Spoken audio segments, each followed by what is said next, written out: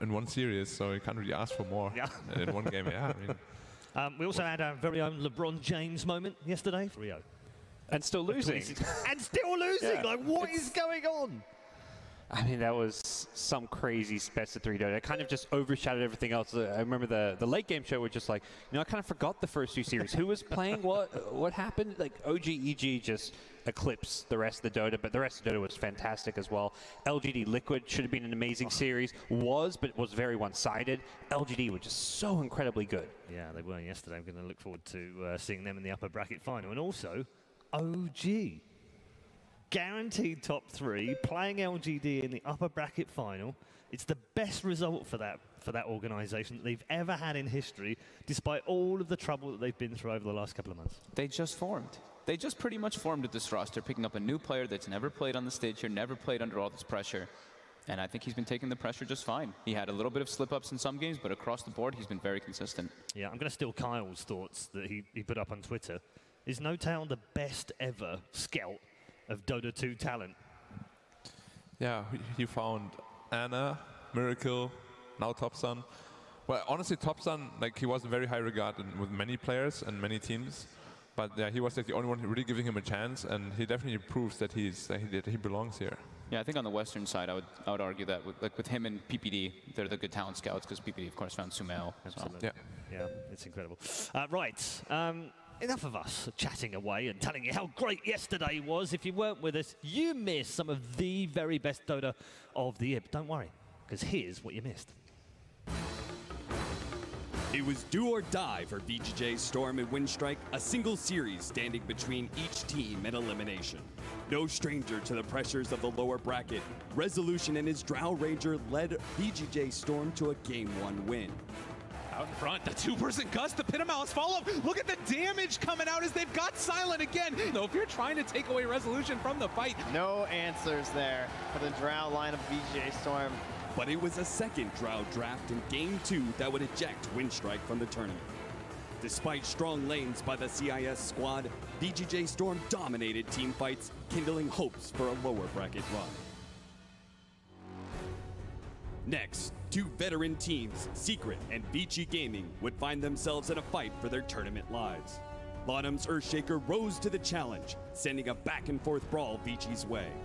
Hang on, mid one, hang on, you did this before. He's thinking about doing it again, Side of Fist, but the Searing Chains. Last Ray tries to buy space, but mid one's dropping quickly. He needs more time. Manasol, another Side of Fist, but the jump up. Hits the target! Vici's Game 2 draft would feature 4 of the same heroes.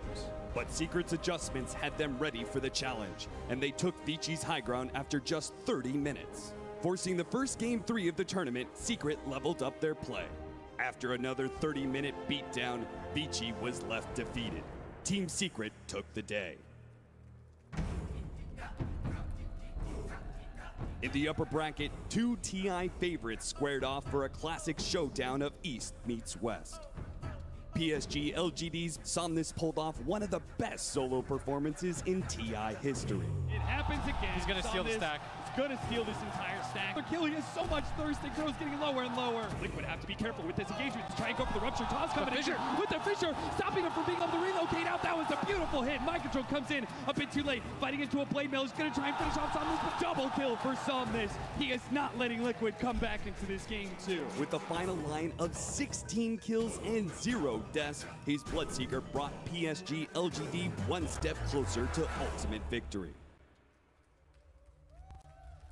The final series of the day was perhaps the most anticipated, as fans could sense a growing rivalry between Evil Geniuses and OG. The Tornado coming in from the side, just managed to catch him pretty low. They're moving into the pit. There's the black hole! Coming over for the 2 of them, they've lost the bench! The Roshan still being focused. Thompson's Invoker created absolute chaos for EG. Can he keep this man alive, though? He doesn't have the black hole back up yet, but Anna with a big gust sending him back. Tornado! Thompson! He's in with the back of the beach!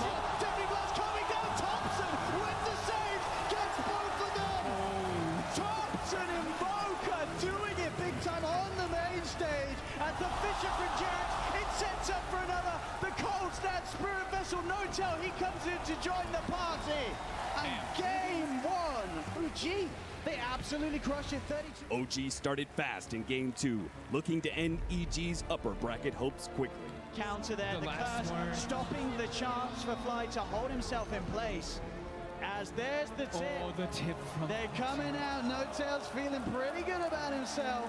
But just when all seemed lost for the North American favorites, EG rallied behind S4's Enchantress and dashed OG's early hopes of a sweep. They'll snowball forward onto S4, but OG, they've only got 3 left alive. Thompson's going straight for the TV out the card. Quick gets the kill. No-Tail down as well with Jax. EG Hall. We have a series on our hands, tied 1-1 between these two teams, and Evil Geniuses brings back the win in Game 2 as we get ready for a Game 3. In Game 3, Sumail ascended to godlike status as Evil Geniuses hunted OG's cores without mercy. Sumail in, straight away, No mercy. finishes off the kill. And he's not quite done yet. Sumail jumps in, Avalon, Todd, free where he gets at it. Trying to hide in the trees, but Sumail and S4, they're hunting. They're finding Sumail with the triple kill. But OG bent without breaking to take the last match of the day. Crit's looking for a play too, looking for the swap. Anna, Manta tries to dodge it off, does manage to back off. Arteezy actually gets tossed in by Sumail there. Oh. OG now feel like they can maybe try and take this fight, but Sumail is in. Taken out with a homing missile, they'll get Arteezy. Can ace the DG, can't compare to GG is called. OG win the series 2-1 against Evil Geniuses, knocking EG down to the lower bracket. OG stand just one step from the grand finals, their dreams of claiming the Aegis almost within reach.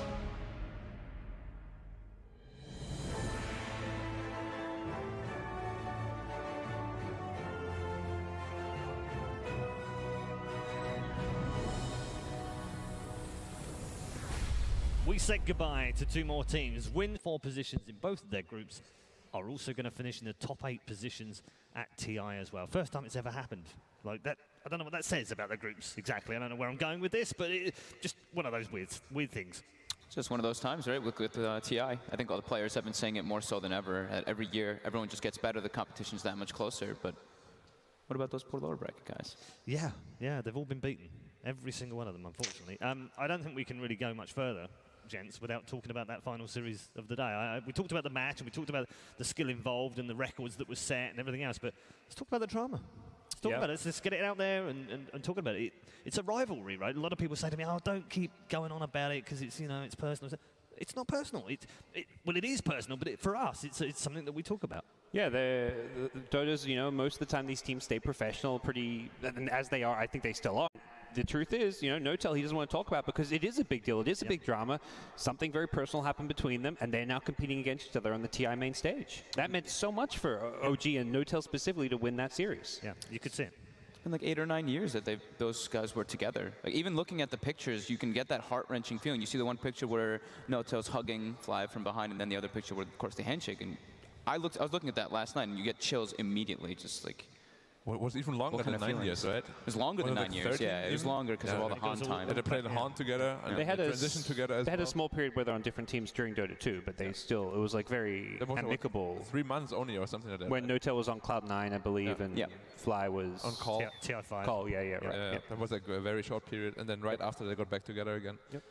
Yeah, it's incredible. We're going to follow it with interest throughout the tournament. I'm sure there'll be more drama to come as well because both teams are still in with the shout of it. Of course, Evil Genius is dropping down to the lower bracket. OG confirmed the top 3 by reaching the upper bracket final. We'll see them a little bit later on in the tournament. But for now, let's check in with some of the fantastic plays. I'm not sure the Arteezy toss into the base is going to feature in this one. This is the top 5 from day number 3.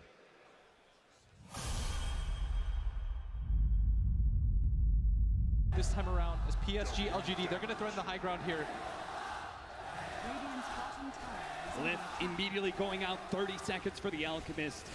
PSG, LGD, they know what it is. Oh, but the jump! The ankle save instant toss as well on top of it. Almost falls, gets back. GH does manage to heal him out a decent amount, so he only take out the Wisp. Mind Control tries to come in again. The Blade Mail is such a problem for him. The call down's going to come in. They have to slow down a lot of PSG, LGD. In fact, maybe might go down. The Blood Right's going to come out. They have so much fucking damage. He's saving. He survives off the kill. He heals. And it slaughters Liquid inside of their own base. GH, that's a dieback for him. It's only Miracle and Mind Control now. A Gyrocopter lineup as well as an Alchemist. They need the space. They're going to be able to hit some spirits onto Chalice, knowing it's here. The call down's going to come in. There's still a double damage onto Somnus, so Liquid have to be careful with this engagement to try and go for the rupture. Tom's combination with the Fisher, stopping him from being able to relocate out. That was a beautiful hit. Mind Control comes in a bit too late, fighting into a play mill. He's going to try and finish off Somnus, but it just doesn't happen fast enough. The Echo Slam, GH fought back for all of that, couldn't save Mind Control's life. S4 just doesn't have the itemization to remove it. Didn't go for Lotus Orb, didn't go for Eul's. Stop, crit straight in. They've got the slow, they've got the stun straight up on top of Ana. He's going to get forced to the sidestep. Can he keep this man alive, though? He doesn't have the Black Hole backup yet, but Ana with a big gust heading him back. Tornado, Thompson, he's in with the back of the beach. Tiffany Blast coming down. Thompson with the save, gets both of them. Thompson and Invoker doing it big time on the main stage. He can steal with the Fisher. That's why they're going to push him back with the heat-seeking missile. First, GH may have gotten a little bit too close. The Fisher comes out. Mind Control is going to try and help him here, but they do have the ultimate. They're relocate maybe. Ame to get him out just in time. Back to the fountain they go. Ame will not die here today. And look at that. Gyro's actually going to TP onto the tier 1. They're going to try and give him an opportunity to tether in. And Somnus is going to try now. Here's the Spirit. It's a pull of GH. That Pyro's going to get run over as well. The Reaper Sight is not quite enough. Somnus may end up dying eventually here to Mind Control. Miracle's going to be able to come in. Ame's a little bit low. Man tries to sleep under the shots here from the Impetus, but FY just can't give enough heals. That's 2 cores down. Maybe a support as well. X-Nova doesn't have a way to be able to eat through the trees, so he has to loop himself all the way around the long way. Hit by the Death Pulse, as well as the Lance, an infinite shot to finish him off. Triple kill from Mind Control.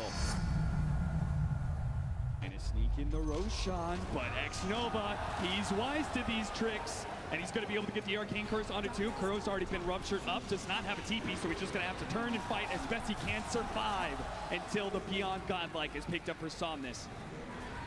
Missile's going to land on Chalice. They're going to try and fight this one. Mind Control pops in range, trying to take him out, but the Fisher comes in. He's actually stuck right there too. Well, they've almost blown up with the play mail. Gyrocopter goes down. Mind Control goes for X-Nova, but he's not even able to get that much.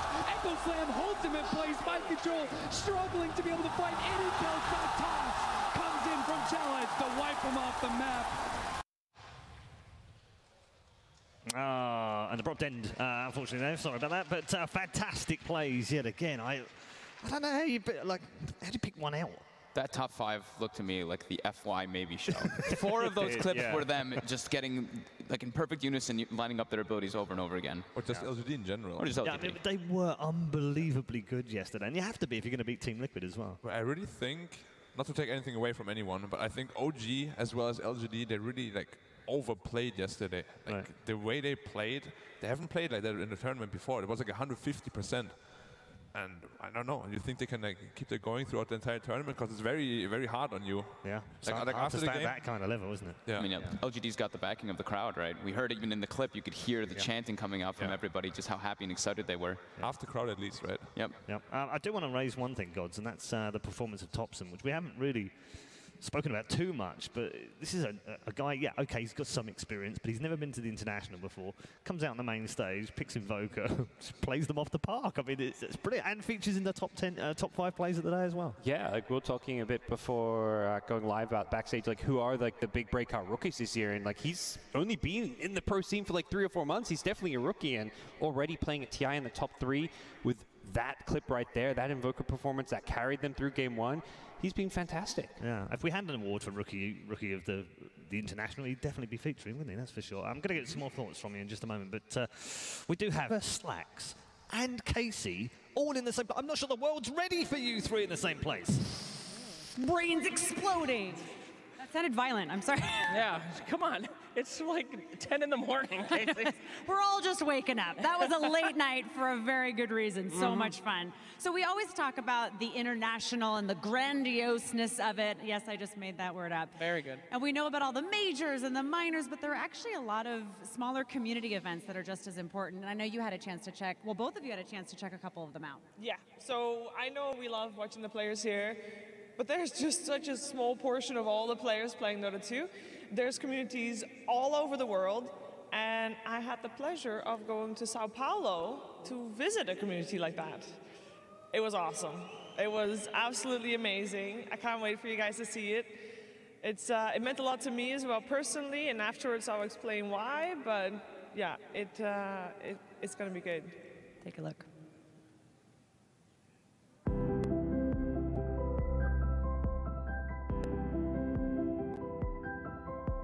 I'm in Sao Paulo, Brazil, here for the finals of Reina de Copas, which is a female Dota 2 tournament.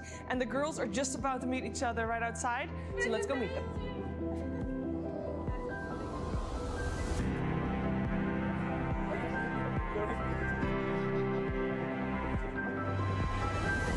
Bem-vindos ao Rainha de Copas.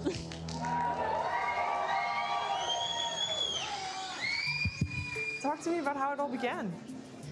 We began last year. We really want to do a family tournament, and we did the first Rainha de Copas. And it's a great tournament. We love it, and we think, well, we can do it again.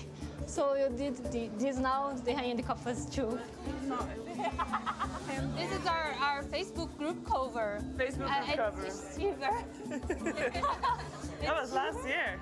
Yeah, you see, this is the group where we find each other and we play together. We have 500 girls there. 500? Yeah. 500, yeah. All these girls have been playing Dota for 5 years. There's girls here that I know for a long time, and this is the first opportunity I'm having to meet them. It's insane.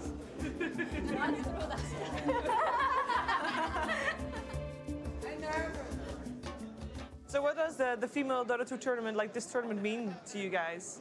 Boys have their space already. They've grown up in this. So we wanted to give it a chance and let's see if the girls are interested in this. Yeah. It's not only for men. And it's not because men play better or because we have the same chances. Because actually I believe we have the same chances. But we are not too many girls playing because we are not encouraged to play since we were kids. Acho importante ter ativado desde o início ela a participar desse tipo de evento de esportes, justamente porque eu trabalho com isso. Acho que é legal ela absorver desde pequeno. Who's your favorite to watch? Quem que você gosta de assistir? Oh. Hi. Oh my God, you're so fun.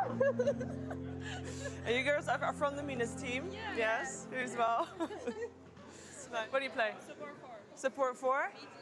Mid lane? Hard carry? Support 5. And I've heard you guys also coach other people, girls? Yeah, Or like, we try yeah? to help. What is the goal? For me, I would say I would like to see some players playing majors with other male players, like having great players, female players from this. You guys are hoping to groom that one, the one girl that is least, is the first one to, right? Senhoras e senhores, estamos de volta para esse que pode ser o último confronto da noite, Luzinha. 2, 3. Fique, tentando correr pra sua vida. Seja chamado, acabou o jogo, Minas Gerais.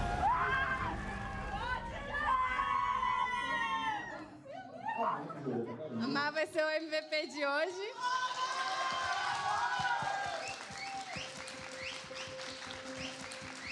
We used to say that this is the biggest female Dota 2 tournament in America, but now we are saying the world. In the world. Yeah. What does it mean to you to see them play on stage? I'm really happy. Yeah, it's amazing. It's amazing for me. Obrigada por todos.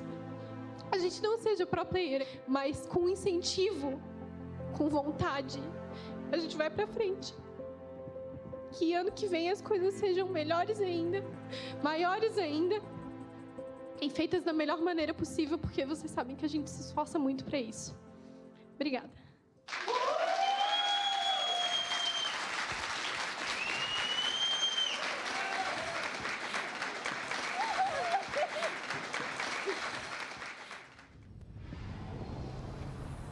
That was amazing. Right? Okay, so I am very often asked, like, hey, we want to get more girls in the Dota community. How do we do that? How do we get more females involved?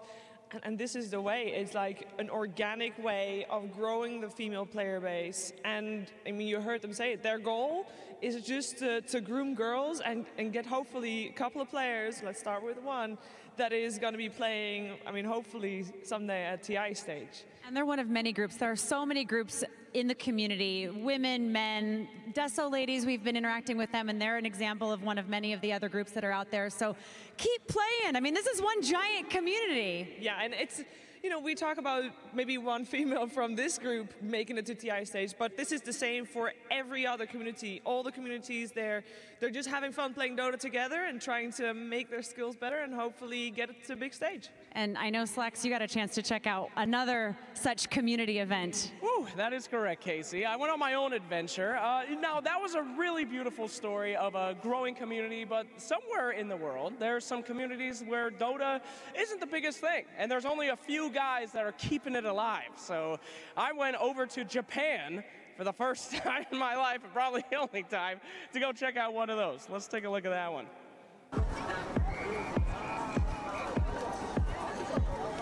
For the last 3 years, Dota 2 players from around Japan have gathered to compete in the Mara Cup. Better known as the Oyster Cup, it's a tournament that is pretty unique. Instead of money, the winners are given a huge amount of food, famously oysters. I've traveled to Japan to get the scoop behind this mysterious tournament and the eccentric man behind the idea. Luckily for me, I chose the best day to arrive. The hottest day in Japan's recorded history. Dota 2! Dota 2! Dota 2! Yes, Slacks! Oh, hello. How's it going, sir? Hello. What's the word for? Atsui. Atsui. Atsui. Is that the word for? Very hot. Very hot. All right. So, Mara Cup, right? Yeah, Mara Cup. Yes. I'm here to learn about it. 日本で Dota 2を流行らせたい。そして、日本中にうちの牡蠣と、ファーマー、牛肉をばらまきたい。ぶち熱い。So tell me about ENLife. I've been hearing about this thing. It's a part of the mystery I haven't put together. ENLifeをなんでやろうってなったかっていうと、日本のドタは世界と比べてまずコミュニティが小さいからもうそこが一番です。1年間オイスターだけだった、牡蠣だけだった。俺は一人で1年間大会をやってた。そしたら日本中のゲーム好きな俺たちもこのゲーム大会に商品を出したい。俺もゲームが大好きだから。That's a beautiful story, boys. And you know what? Cows and fish and crab and oysters, that's how we get it. That's how we get strong in the game. Speaking of which, what's up with this cow over here? Licky. This is Licky. Yeah, she's Licky. Oh, Licky. Hello, Licky. Yeah. Yes, what's wrong with this cow? Oh my God! Licky shit on me? Sorry, Licky. Okay, well, you know what? I like Licky shit. We doing anything else? What's next? We're going on the water! All right. I've never been on a boat before. This is my first time. First time? Oh, no. He's uncomfortable without the life jackets. We got those? Yeah. I'll take You okay? that. Yeah, I got it. ハマるかな? Yeah, let's go! Oh, wow. Holy shit! This really your first time on a boat? Yeah. 大丈夫? Nah, I'm a strong. Oh, shit. Holy shit. I'm good, though. Okay, show me the front of the boat. I want to see the bow. Yeah. Nobody's driving. This island. あそこの島。あそこの島の近くに行ったら網を投げる。Hey. Okay, I'm gonna go up. Yeah. All right. Hold me, Mara. Yeah. Hold me. Hold me. Never let go, Mara. No. Oh, never let go. No. Holy shit. Hey. No, so danger. Yeah, it's very dangerous. So danger. Yo, go. Guys. Wait, danger. Danger. Go get Daddy some crab. Nani? 喜んでくれるからやりたい。Many fish. Many fish. Is that good? Many fish. Many okay? fish. Yo, many fish. Many fish. Many fish. Yeah. Many fish. Oh. Oh! The Mara Cup is saved! Oh, that's a lot of jelly! That's a lot of shit! Hamo! Hamo so danger! Hamo! Hamo so danger! Hamo! Care! Hamo! Care! Hamo so danger! Oh, oh my God! Big octopus! Oh. Small crab! Oh, a crab! We got the crab! So small! I'm bad luck. Yeah, ladies. Be big. Be a big crab. We'll see you Mara Cup 4. Mara Cup 4, buddy. 誰が何と言おうと到達アップ到達アップ到達アップ到達アッ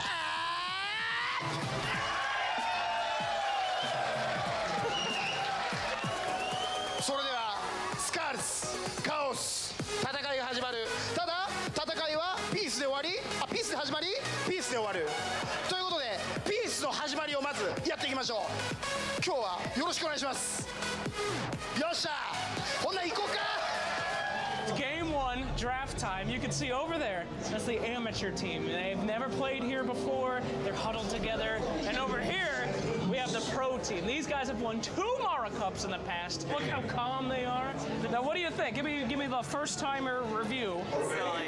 Exciting. Yeah, being packed into a little room with a bunch of guys screaming about Dota is the jam. ボトムにヒーローを集めていっているのはカオスレーンから映っているがサンストライクSo these guys right in the front are just sitting on a tarp, cross-legged, watching it. They got the best seat in the house. It's fantastic. All right. Mara! Whoa! Hello, sir! What crystal made are you just making salads? 日本では Yeah. クリスタルメイデンがサラダを盛り付ける Oh, yes. All right, you in this with me, Mara? Ricky? No, it's not Ricky. You're a man of class. Yeah, go. No, you go. Yeah. Oh, baby. You're my baby. Mara? It's a good cup. Very good. Arigato. BO3 の3本目 1-1 で迎えたこの局面1試合目2試合目とも要素は違う直ミッドだフラットシーカーはいなくて GG ウェルプレイドマラカップグランドファイナル BO3 制したのはスカルズもう一度拍手をお願いしますおめでとうこういうことやぞこういうことやぞ最初言ったでしょピースに始まりピースに終わるってこういうことやねんこういうことやねんほんまおじさん泣きそうやねんほんまにちょっとおじさん泣きそうやけどちょっとしろあれだありがとうございます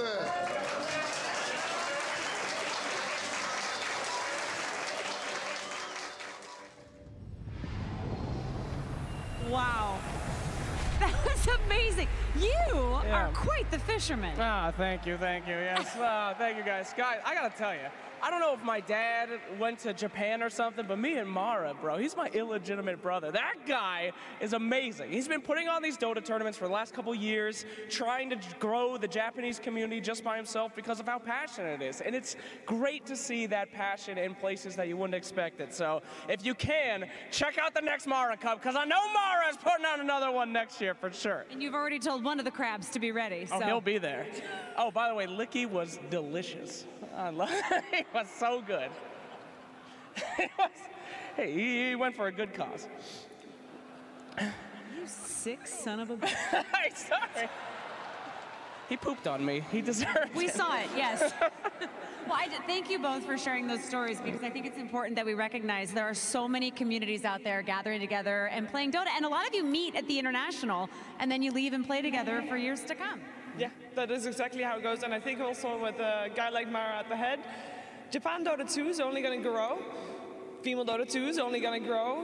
Dota 2 is going to continue to grow with communities that we have. It's amazing. And it all started right here. Thanks you guys so much. We're going to send it back to you, Paul. Amazing, brilliant. Fantastic pair of stories as well. Thank you very much. Shiva, and of course Selection Slaxby reporting around the world as well. Shout out to all of the smaller but very important Dota 2 communities around the world. And that sound means, ladies and gentlemen, it's time to bring out our two teams. First up, let's see who we've got.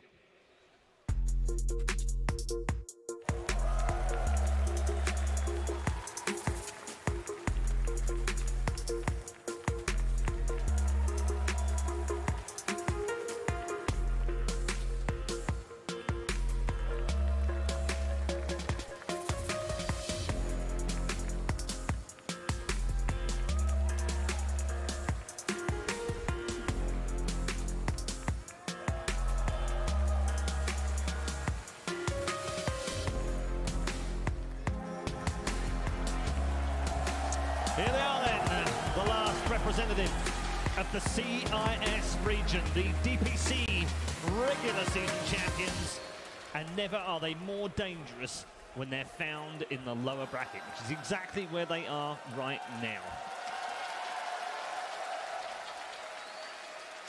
Time to introduce you to their opponents in this lower bracket match, winner takes all.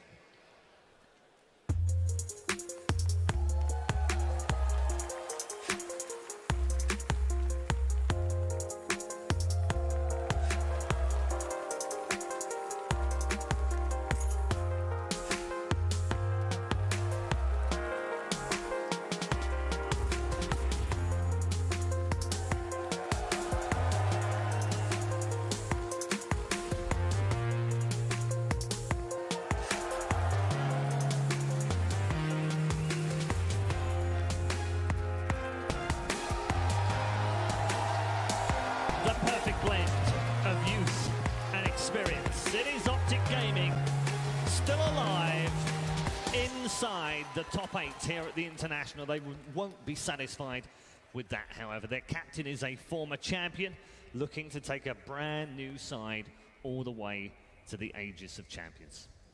A best of 3 ahead of us very shortly, of course, but first we're going to get some thoughts from our panel members, not only on this game as well, but also on the bracket so far. It's been a very interesting tournament, I think. We said earlier on the top 8 have all gone through to finish in the top 8, but the way that they've moved their way through this bracket has been very interesting to watch. It has been pretty remarkable seeing some of these. At least we wouldn't really say too many upsets. A lot of them, people would say that you kind of expected them, but it still was remarkable the way it all ended up playing out, and those top seeds actually pulled it through and showed why they actually made it like that through the group stages. We had a sprinkling of surprises, though. Got Winstrike beating Newbie. Yep. Yeah, That's a little out the way, wasn't it? Down the low bracket, Newbie saw an early exit, I would say, as did Fnatic. A lot of high hopes on them. They finished 5th in their group. They almost made it in the winner bracket. And then the other big surprise is just the fact Liquid, VP, EG, these teams, Secret, they're in the lower bracket. They're not up there in that top 2 winner bracket final. Yeah, and no, they can't all finish in the top 3 now, Black, either. That's the other thing. OG and LGD have locked up 2 of the 3 positions. Yeah, I mean, the rest of the 8 teams that are left now, they're just like all brutal. Like the lower bracket matches are going to be super intense this year, more so than any other year, I think. Which is great for us. Of course. Yeah, of course. Not so good for the players. Yeah. Not so good for the players. We've also got a couple more members, of course, of our broadcast team. Very wide broadcast team, of course, this year. Trying to give you as much flavour as we possibly can. And what better way than to catch up with the meta, the changing meta of the International, than checking in with Grant and BSJ. Thank you. It's time to learn ourselves. Now, BSJ, you're a carry player, right? I hope so. Yep, sometimes it's hard to tell on your stream, but lately we have been seeing this lack of super hard carry, right? These anti-mages, this Luna. I mean, why is that? Well, Grant, farming for 20 minutes is simply a thing of the past. It feels like with all the runes on the map, the objectives, these new need to be active in the map. You can't have 4 heroes against 5, and you need to have a hero that can either capitalize on an early lead, like a Blink Dagger Ursa, or like a Drow Ranger push lineup, or you need heroes that can recover with very few items, such as like the Terror Blades, the Gyros, and then have impact early on in the game. That makes sense. I hear you brought up their Drow. Like, what happened? She used to be this 5th pick, like, oh, we just got you, we drowed you, kind of like a Husker, but nowadays it's in the first phase. Why is that? Teams are putting a lot of emphasis on cores in the first round that don't reveal what you're going to do. If you pick a Drow lineup, you don't know if it's going to be an early push strat with a DK mid, or it's going to be a late game strat with like a Medusa or a Storm Spirit. It just doesn't tell the enemy team anything about your draft, but also it's a hero that it recovers really well from behind by jungling and enabling the rest of her team, because you just say, hey, I'm giving you guys 40 damage, carry me. Or she can be the hero that with an early lead turns it into towers. And that is something that in this meta fits everything that a carry needs to be. And without revealing your strategy, it's really hard to deal with. And then you also have to factor in, we have to be able to D-push, we have to be able to go late game against this lineup, and we can't lose the lanes either. That makes sense to me. I'm sure we're going to see a bunch of Drow either banned or picked later today. We got VJ Storm, EG, both play it. But thank you, BSJ. It's just an honor to always learn from you. You're welcome. Thank you. I couldn't agree more, gents. Yeah, what I learned from that, let me just get this right. Farming is a thing of the past. Black? You are the farmer, dude. What? Ask me a question, please.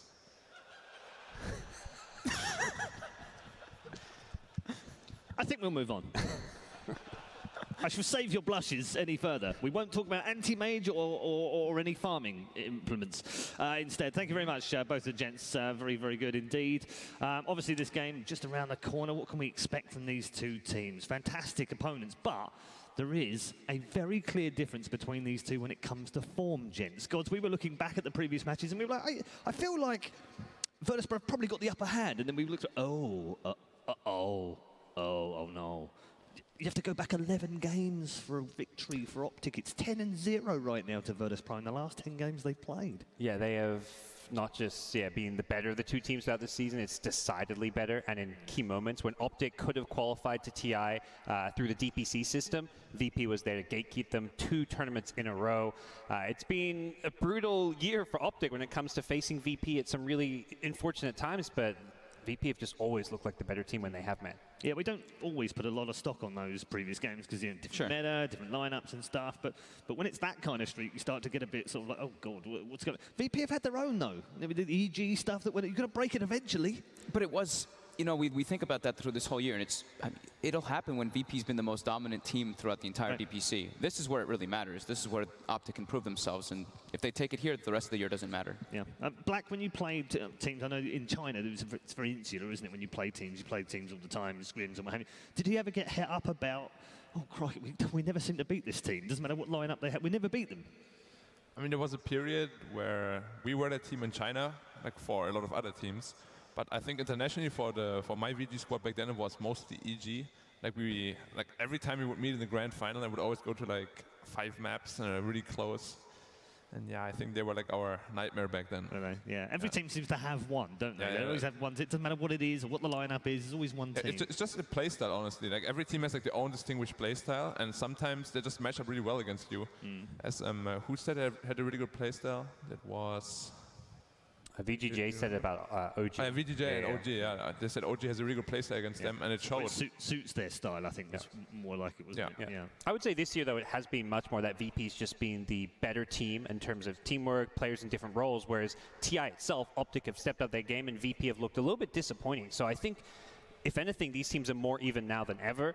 Something Crit said, it feels like OpTic, they're playing, they have less to lose. They're not expected to beat VP here, so they're going to be going in a lot more carefree. And he thought, OpTic had their best chance now than ever to actually beat VP. Yeah, I mean, I also made the point when VP came out, Fog, that there's never a more dangerous time to play them when they're in the lower bracket. But at TI, that doesn't seem to be the case in previous years. Exactly, and Peter, this is the moment that he excels the best at, right? When he gets to TI, that's when we start seeing PPD's the genius captain at work. All right. Well, let's see that genius at work because, ladies and gentlemen, it's time. OpTic Gaming versus Virtus Pro. Game 1. All right, let's talk drafts. Okay. So guys, eto na po, live tayo muli. Coming in for the TI 8 losers bracket, mga kaibigan. Nagbabalik po kami, kasama ko po ngayon ay isang napakalupit na caster. Kung hindi nyo po sa kilala, naku po, kilalanin nyo na. Ako nga po pala si Ruben at kasama ko ngayon ay si caster Lester. So, what's up? What's up? What's up, mga kaibigan? Gens 100%! So guys, thank you nga pala sa panonood ngayon. So, abangan natin guys, no? Ang malulupit na games ngayong araw na ito. Ngayong madaling araw na ito pala. Oo, dyan sa Pilipinas kasi... Ayun guys, pasensya na dahil kulang kami ng casters ngayon dahil na medyo hectic pang schedule ng ibang casters at napilitan ng Kuya Lester ninyo na mag-cast ngayon at pinalala agad-agad sa Vancouver. So guys, sa lahat po na nag-aabang ngayong araw na ito, this is the game between VP and OpTic Gaming. Is VP gonna crush OpTic as we all see? Or is OpTic magka-comeback ba dito? Is he going to give the upset? Sa tingin ko, hindi pwede magkamalik dito ng BP kasi nagkamali na sila dun sa upper bracket at nalaglag sila ngayon dito sa lower bracket. And now, then OpTic Gaming naman, napakaswerte nila dahil yung mga naka-bracket nila or naka-match up nila medyo kasing level lang din nila. O hindi naman sinasabi ko na weak ang OpTic pero yun na nga, etong Virtus Pro, ibang usapan na talaga ito. So abangan natin kung anong magiging... Wala namang weak na aabot sa ganitong level guys. Pero pero kung i-base lang naman natin sa experience, no, sa katagalan ng paglaro, OpTic is just a newly formed team while VP is matagal na silang naglalaro guys and pabalik-balik na sila sa TI. So let us see, no. So most favored to win talaga dito ang VP. Hindi naman sinasabi namin na yun rin yung binoboto namin na team. Mas gusto ko talaga yung mga comeback, yung mga upset. Siyempre, 'di ba, mas exciting. Sino ba sa inyo guys yung nag-a-agree sa amin na mas maganda mas exciting kapag upset ang nangyari o di kaya yung mga comeback plays, 'di ba? Katulad nung kagabi. Kung nakita, kaninang umaga guys, kaninang hapon. Ano ba talaga? Ano ba talaga? Mali yung calculation ko na kanina. So, OG versus EG. Naku po, talagang ang lupit ng labanan. Yung mga nag-bleed blue dyan, bleeding yata sila ngayon dahil nasa lower bracket na kanilang pambato na EG. And then well played para sa OG, no? Well played kay Ana and then for all of his teammates kasi nanalo sila sa EG kanina. So guys, yun na nga yung recap natin. So ngayon check naman natin ng pickings. Okay. So medyo meron pa tayong adjustment, no? So guys, sa lahat po ng pag nagpapabati dyan, pwede po kayo magpabati. Comment nyo lang po dyan baba ngayon sa comment section ng ating live stream. Meron rin po kaming live stream sa YouTube mga kaibigan. So you can watch us on YouTube. So sa lahat ng gusto magpa-shoutout guys, comment lamang po kayo. So eto, proceed tayo sa picking phase. Picking phase na po tayo dito mga kaibigan. So panangin mo ba dito? Okay, eto na po mga kaibigan. So for OpTic, Bane and Necropos na po ang napipick. Habang sa VP naman ay IO and Gyrocopter. The usual amazing combination. IO at Gyro talaga guys. Katulad ng pinakita ng team ni Somnus kahapon, PSD, LGD. Nako po, napakalupit talaga. So sa lahat na nagpapa-shoutout, basahin mo naman, Papa Lester. So pa-shoutout kay Marlouis Briones, Ncgc Matina, watching at Ncgc Matina. Please kita later. Punta ka dito. Punta ka dito, Vancouver. Punta ka dito, Vancouver. Maglakad ka na. Shoutout din kay, sino ba to? Bal Camocho o Pelada. Thank you for watching. So guys, sa lahat ng nanonood ngayon, share nyo naman yung stream natin. Kung hindi nyo po alam, meron nga po pala kaming Ncgc giveaway mga kaibigan. So kung ano ba yung mga malulupit na giveaways natin dyan? So meron po tayong Arcana giveaway mga kaibigan. Mga guys. Arcana guys, imagine Arcana. At mechanical keyboard. Mechanical keyboard? Naku po, napakalupit naman ng mechanical keyboard na yan. Pwede ba akong makasali dyan sa giveaway na yan? Kahit sino pwede. As long as nationwide yata to. As long as nasa Pilipinas lamang kayo. So, paano pa sasali sa Ncgc giveaway? Explain mo naman dyan, Kuya Lester. So guys, punta lamang po kayo sa aming Facebook page, www.facebook.com/Ncgc Esports. Nakapin post po doon yung post namin for Kadayawan giveaway guys. So, follow nyo lang po yung steps. Easy steps lang. Magsusubscribe lang lamang kayo sa Twitch, YouTube, and then follow us on Facebook page. And then yun. Tapos share mo lang yung post, tag your 2 friends. And then comment done. So comment done lang kaagad guys. So malalaman natin doon guys kung kayo ba ang mapalad na mananalo para sa natitirang Arcana at Mechanical Keyboard. So meron na po tayong may nanalo na po ng Arcana, which is si Aliza Inigo. Aliza again. So congratulations again sa'yo, Aliza, Miss Aliza.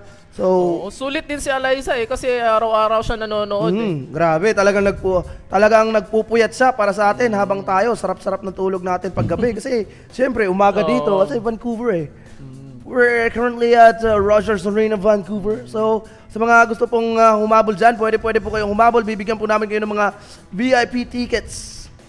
So, meron po akong 4 na natitirang VIP tickets, pero nabigay ko na sa kapatid ko yung isa. So, 3 na lang. Yung mama ko pumunta rin. So, 2 na lang. Ang papa ko humabol rin eh. So, isa na lang. Pero yung isa, i-reserve ko yun sa napakamalupit na gustong humabol. Para sa inyo yung ticket, yung plane tickets. Sa inyo yun bahala na kayo kung maglakad ba kayo last trip sa Matina guys. Sa Ecoland mamaya. So eto, balik tayo sa picking phase. First 3 pick dito ng OpTic Gaming, Bane, Necrophos at Klink. So matindi. Maganda yung pick nila. Siyempre kasi meron ngang Fiend's Grip, which is the disable, tapos yung burst ni Klinks dito with the strafe and this arrows. Necrophos din na Reaper Sight. Samantalang dito sa ating first 2 pick naman ng ating Virtus Pro, Ayo at Gyrocopter pa lang, inaabangan natin dito ang kanilang 3rd pick. So maganda dito ang bans ng ating Virtus Pro, no? Mukhang may balak talaga sila dito dahil binan agad nila dito ang ating Silencer. And also itong ating Dark Willow na pang asar sa ating So for VP, maganda na pick dito kapag nag-Zeus sila for the Vision. Lalamang pa sila sa spam. Kasi nga ang ating OpTic Gaming ay more on the, anong tawag nito? Ang OpTic Gaming natin ay more on sila sa single target, no? So isa-isang tao lang yung kaya lang patayin sa isang clash. Habang ang atin namang VP with the flak cannon, call down, tapos yung rocket barrage pa, tapos meron pang vision ni IO and the durability rate of IO Tether. Nako po, talagang kailangan nila dito ng AOA. So, nako, talagang gusto nilang makapag-masave ang mga carries nila to maximize the damage here. So, napakagandang pick ng Oracle dito mga kaibigan.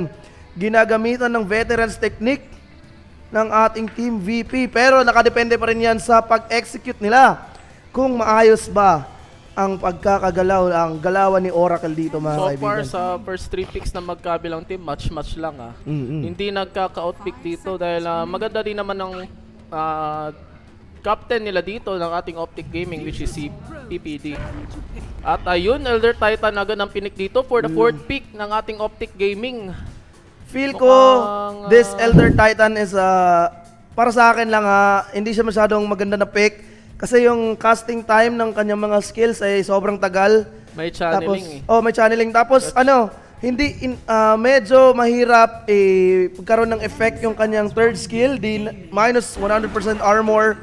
Given na puro range, 3 range. Tapos pang-4 pa si Dragonite pag nakapag-Dragon form. So, napakahirap pasukin. Tapos si Elder Titan, hindi siya gaanong malaki yung base HP niya sa early on the stage. Ito yung klase ng strength hero pero low type strength hero siya Pangharas lang kasi dito yung ating Elder Titan. Samantalang feel ko support. Patingin mo ba support o offlane? Support na to. Magiging mid-clinks na yata ito. So binabati po pala namin si DJ Eman in the house. So DJ Eman. Galing po siya sa Pier 8 guys. Inasikaso niya yung kanyang business sa Jensen. So eto, balik tayo sa picking phase. Dragon Knight dito ang pinik ng ating Virtus Pro. Napakagandang pick dahil makunat. And then, given na meron silang Ayo at saka Oracle na pang-heal dito sa ating mga heroes. So, mahirapan dito mag-burst itong ating OpTic Gaming. Kahit kung ilalagay natin sa mid itong clicks, at the early phase, lalamang siya tama. sa Dragon Knight. Kaya pala sila nag-pick ng Oracle to anti this Necrophos. Pang-save ng Reaper's Pang-save talaga eh. Napakagaling ng picking na tang Team VP dito, mga kaibigan. So, balik muna tayo sa mga pabati dyan, guys. Last pick, Enchantress. Binabati nga pala namin si Joshua Lanado, si Regilon Alimbog. So, also guys, I would like to thank your sponsors. Salamat sa Starbucks. Talagang napakalupit ng Starbuco. Shout out din kay Millet. Nanonood siya ngayon. At saka kay Eliza Inigo, yung nanalo po ng ating Arcana giveaway sa ating Kadayawan giveaways. So also guys, we would like to thank our program director today, Mr. Enzo Cook, and also our technical director helping us behind the scenes. Drex Breezy. Also the sponsor of our Kenny Rogers Chicken. What? Wala kasing Jollibee dito, guys, so gusto namin yung chicken. Kenny Rogers lang. Nako, mga kaibigan. So eto na, the last pick for OpTic Gaming. I think this is gonna be a mid pick here. Meron silang 10 seconds na natitira dito. Napakaganda dito kapag nag-invoker sila. Or TA. Maganda yung invoker pick dito eh kung mag-dumit sila. So, pero ayun, Huskar. Nako. Gusto talaga nila ng single target. So ngayon po, papakilala natin ng OpTic Gaming. Team OpTic, Peter Padan or PPD is bringing Bane. OpTic 33 is Necrophos. Si Pajkat naman ay si Clinks. Si Zai is for Elder Titan. And CCNC for Huskar. At sa ating VP side naman, pakilala mo, Roger Racker. So sa Virtus Pro naman, Roger as Ayo. Ramses as Gyrocopter. VP Solo is Oracle. And then Dragon Knight hindi pa pinipick dito and Enchantress. So magiging, pero Dragon Knight, this is no one mid dito. And then Enchantress si Pasha Enchantress, mga kaibigan. So sa mga gusto magpabati, guys, comment lamang po kayo sa ating Facebook or sa YouTube kung gusto nyo manood sa YouTube. youtube.com/ncgc esports. So eto. Mukhang hindi ko nagustuhan yung Huskar last pick dito ng ating OpTic Gaming. Kasi paano ba to? Wala silang pang long last dito sa Huskar or pang heals Huskar pag ginamit niya yung life break and yung kanyang target siguro nila dito sa Huskar yung yung instant damage kasama ng clinks. So gustong-gusto nilang ano bang tawag dito parang yung burst damage nung yung tagalan ng apoy yun yung gusto nila, yung the long lasting effect na damage. Pero yun na nga, yun yung gusto nila, pero meron kasing Oracle. Merong Oracle, meron pa Enchantress. Yun na nga eh. Yun yung sinasabi ko, parang hindi ko nagustuhan dito yung last pick dito ni PPD as Huskar for CCNC. Pero tignan natin, magiging mid CCNC ito at mapapalagan niya yata dito itong Dragon Knight. In the early phase, manghaharas lang siya dito. Pero Dragon Knight makunat din to eh. At saka for sure, hindi naman to hahayaan ng supports ng ating VP na maharas lang ng tuluyan itong Huskar. So binabati ko po si Baldwin Jeverola, Heroin Chin, shoutout please. At yun, sina-shoutout po kita. So, binabati ko nga pala si Ana Navarro na naniniwala sa forever. So, wag kang maniwala sa forever. Talagang nako. GG. My forever kay Jomong, sabi niya. So, wait lang guys pwede bang sa ano muna tayo kasi medyo naglalag. Technical director. Caster view. So, caster view muna tayo sandali kasi medyo po naglalag ang ating stream. So, close-ups muna tayo sandali. So, thank you guys for patiently waiting. So, eto. Uy, ano pa rin?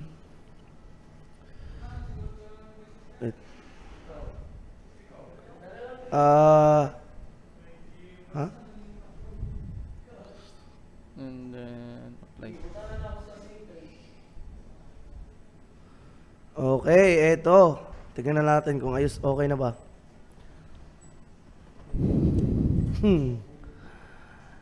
Always saw you. So, inuulit ko guys, binabati namin si Heroin Chin. Miss Heroin Chin, always saw you. Kabiter ba? Walang forever. So, eto, mag-start na tayo guys. Hinaharas ng bahagya dito sa bottom lane itong ating Enchantress. Nako po. Pero mapapatipi EPD is going back home. Ay, hindi. Hindi. Sa okay, first sa tier, top. tier 1 tower lang sa bottom lane. Okay. CCNC dito nakikipagdikit kay no one. So, pakilala muna natin sa mga buy lane. So, 2-1-2 po ang nangyayaring labanan dito. OpTic 33 and OpTic Zai for the top lane, while Ramses and Roger for the top lane of the dire side. Sa middle lane naman si CCNC laban kay no one. At sa bottom lane ay si Pajkat with the Clinks and PPD laban kay Pasha and Solo. So kung makikita po natin sa last hits, lumalamang ngayon si Necrophos. Wait, saan na ba si Necrophos? Ayun. Ito talaga, offlane talaga siya eh. So support talaga tong Elder Titan natin mga kabigan. So binabati ko nga pala lahat ng mga taga Pulomolok dyan. So thank you for watching Pulomolok people. Muling nagbabalik ang ating idolo. So maganda ang pinapakita dito ni Zai, no? Ang ganda niyang strategy na yung Astral Spirit niya pinapapunta niya ng neutral creeps at pinapatama niya dun sa mga neutrals at para mas lumaki yung base damage niya at pangharas lamang dito kay Ramsey sa top lane. So napakatalinong tao. Samantalang in the bottom lane, no HP dito ang ating Oracle. Which is si Solo. Mukhang napakasakit talaga ng Clinks pag sa lane. Yung steering arrow niya. So paningin mo ba sino magkakaroon ng early advantage dito, Sir Clester? Sa mga hero nila? Nako po, Roger I think is going to die pero nakapag-cast ng salve. Zai dito, hinahanap ng patuloy si Roger. Ramses is going to spot Zai. Walang stun, merong flak cannon dito naglalaban. Tether shock po. Astral Spirit is gonna be casted. Merong hook. Tignan natin kung mas-stun ba. Roger, is Roger going to die? No, pero magbaback out ang dalawang team at nakakasta po ang salve ni Zai. So, on to the middle lane naman tayo. CCNC versus no one dito. Nagkakabakbakan ng HP. Lumalamang ngayon si no one. Hindi, CCNC sa... Hindi, lumalamang si no one sa harasan dito. Given na merong Dragon Blood itong si no one. So, makunat ang armor niya. Pero lumalamang si CCNC sa CS. Ang nalulugi lang kasi si CCNC dito kasi itong Burning Spear niya is HP based, no? So, talagang pag nagharas sa dito kay no one, luging-lugi siya. Kasi merong third skill dito, regeneration ng HP dito. Nako, pero si no one, napakasakit pa rin. Napakasakit. Tingnan nyo naman. Kahit level 2 na yung Minax mas inunang i-max dito ni no one itong third skill niya. Para HP regeneration, pero mas masakit pa rin yung apoy-apoy dito ni mas masakit pa rin kung iwan ka. Oo. Sorry guys, lumabas lang bigla, talagang nasa jeans na natin nun, lalong-lalo na kung nahuhulog ka na, pero... Nako po. Hindi kasi masakit talaga yun. Paano ka sasaluin? Malnourished yung, yung nahulugan mo, tapos ikaw overweight, ganun. Siyempre, hindi ka talaga sasaluin nun. Dito naman sa top lane, I think Ramses ang tatamaan. Pero hindi. Hindi umabot yung stamp ni Zai. Echo Stamp. Ang kagandahan lang talaga dito sa Echo Stamp is matagal yung duration niya. Pero pag tinira mo, mas mawawala agad yung kanyang stun. So pwede siyang ma-follow up kaagad. Pang set up lang talaga. Pang set up lang talaga siya. So here on the counter initiate ng initiation ayun, sa counter initiate talaga. So si Pajkat naman dito sa baba, mga kaibigan, ay medyo hinaharas ni Pasha. Even na si Pajkat po ay hindi siya napakatagal ng kanyang free hit. Given na mayroong untouchable si Pasha dito, Naka-level 2, untouchable na po. Nako po, tingnan natin sa middle lane. No one dito, pinapasok mo sa high ground. Meron na pong ultimate. Kung magdadive ba ang ating CCNC? But no, he is not going to cast his life break here yet. Pero tingnan natin. No one keeping his distance here. Alam niya kasi pag nakapag-life break dito, instant kill.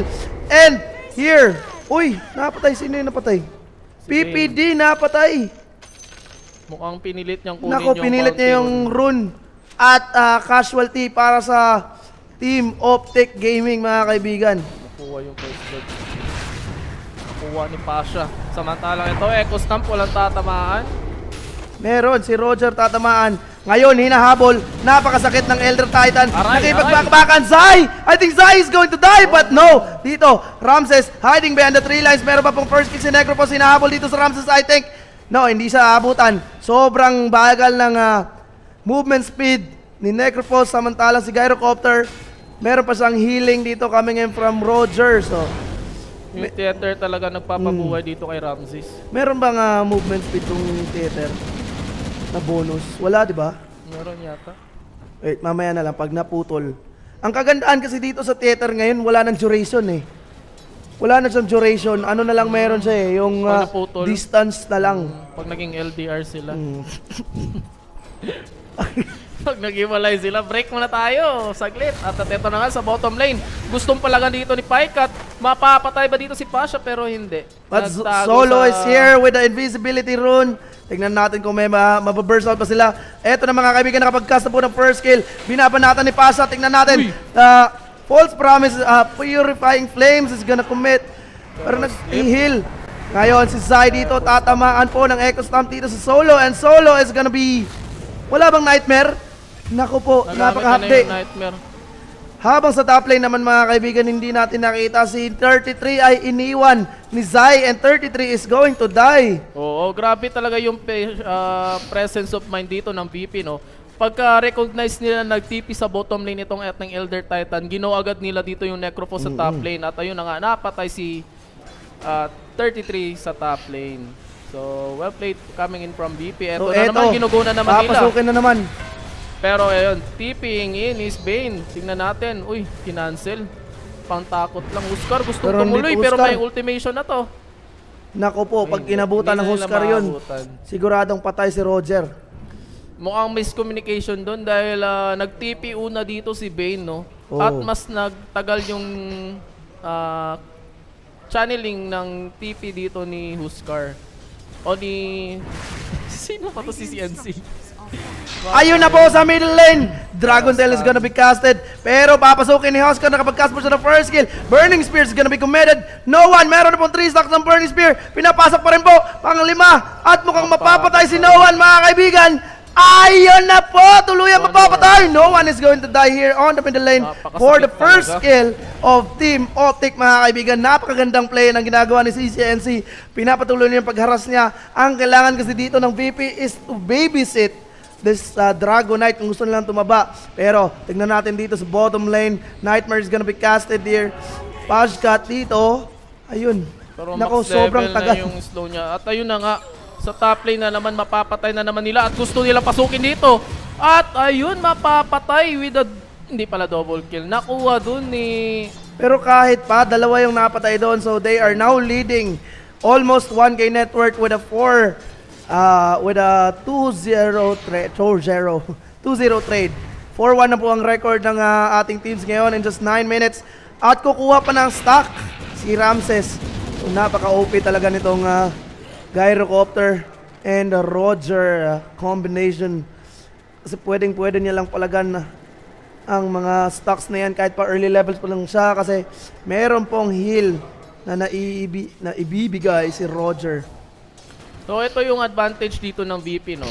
Oo, lugi nga si No One sa middle lane dahil hinaharas siya dito ni CCNC. Pero yung Gyro naman sa top lane na... So eto na mga kaibigan! Calder is gonna be committed! Pero TP out! Oh my God!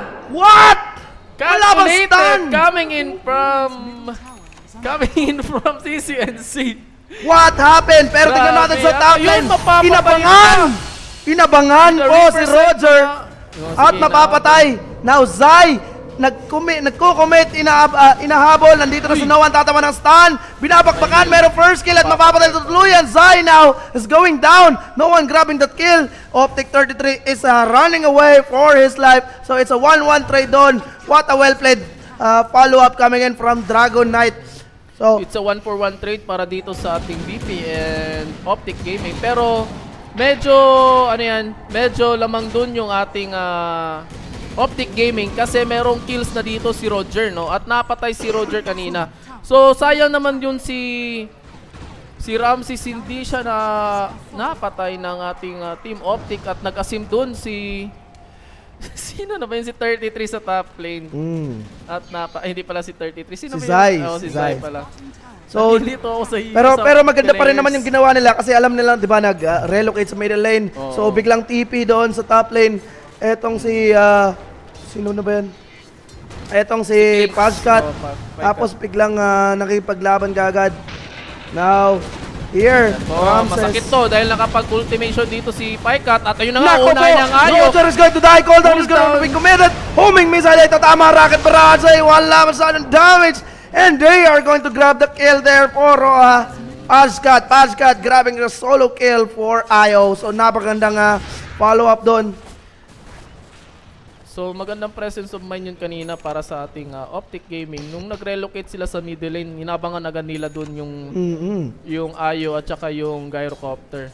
So nabuhay na nga doon yung Huskar at nakapatay pa yung ating Team OpTic. Samantalang ito, lamang sa kills itong ating Team BP pero lumalamang naman sa last hits and denies itong ating Huskar sa middle lane. Hindi, lumalamang na ngayon. Oh, ayun. What the? 44 denies! Kaya pala 3 levels ang kalamangan ni CCNC. What a player, mga kaibigan. Kung gusto nyo pong matuto ng pero ito, merong Gyrocopter sa likuran. Inalunan. Dragon Tail, homing missile, cooldown is gonna be casted. Echo Stamp po. Pero false promise is gonna be committed. And Ramses is going to die. The Reaper is gonna be committed also. And now a 1-4-0 trade. What a nice backup coming in from OpTic Gaming. So hindi sila nagpapatinag sa larong ito. Meron na pong armlet of Morrigan. Ito si CCNC. He can cast life break because false promise is 80 seconds away. Kinumit ang false promise dito kay IO, saving IO. But then Ramses is going to die as a result for a casualty, mga kaibigan. So mukhang pangit yung call dito ng BP, no? Pinilit nilang i-go itong Huskar not knowing na meron pang TP. Meron TP itong mga players ng or members ng Team OpTic, no? At back up agad sila dito para sa ating CCNC. Napakaganda kasi nung ginawa nung, 'di ba, nakita mo yung pagpasok kasi ng Dragon Knight doon, tapos nung si Ramses, yung Astral Spirit napagitna eh. So napakaganda talaga nung ginawa ni Zai doon. So kudos to Zai there. Setup, napakagandang setup. Pinilit dito ng ating Team VP na patay nitong CCNC eh. Makukuha na po ang Torres sa middle lane. Na nila yung ginaw. Pero tignan natin, 33 OpTic ay mukhang tatamaan. Napakasakit, may relocation pa dito, tipping out. Hindi aabot at mapapatay. So magandang warding dito para sa ating Team VP. Naka-pick off sila dito sa top lane. So what is happening here? 4-6 na po ang record natin in just 13 minutes, close to 14. Huskar now trying to build a Heaven's Halberd. Oh, hindi, nakasod lang. So they are trying to gank here. Pero spotted sila dito, warded dito sa ating Team VP. Napakaganda ng pagka-ward eh.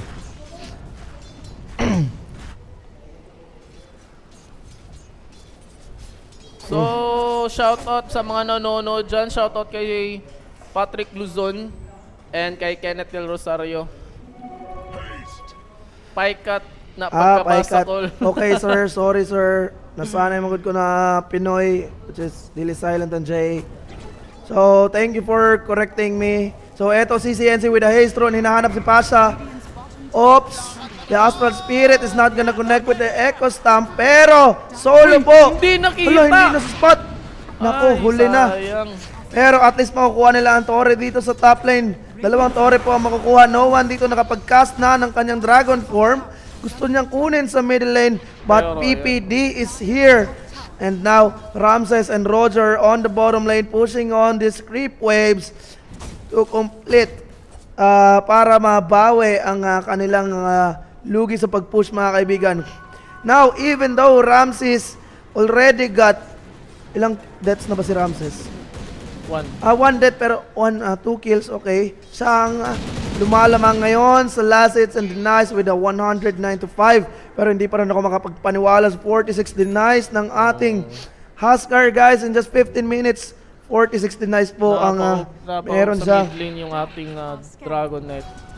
So makikita ninyo, no, nagpa-farm na lamang sa neutral clips ng Radiant itong si Ramses at saka si Roger para makapag-farm sa Dark Side naman itong Dragon Knight. So feel ko target nilang gusto nilang i-target dito is the bottom lane. Well, nag-pop na po sila ng sword pero I think they still have no idea. Sila sa mapa. Piniping nila dito. Ayun, tignan natin. Mukhang mahuhuli si No One dito, nag-aabang ng stacks. Ayun nga po. Huy. Pin script. Ayun na, Pin. Uy, walang Pin's grip. Nako, life break is gonna be committed. Ang ultimate po ni Elder Titan. Nako, GG for No One.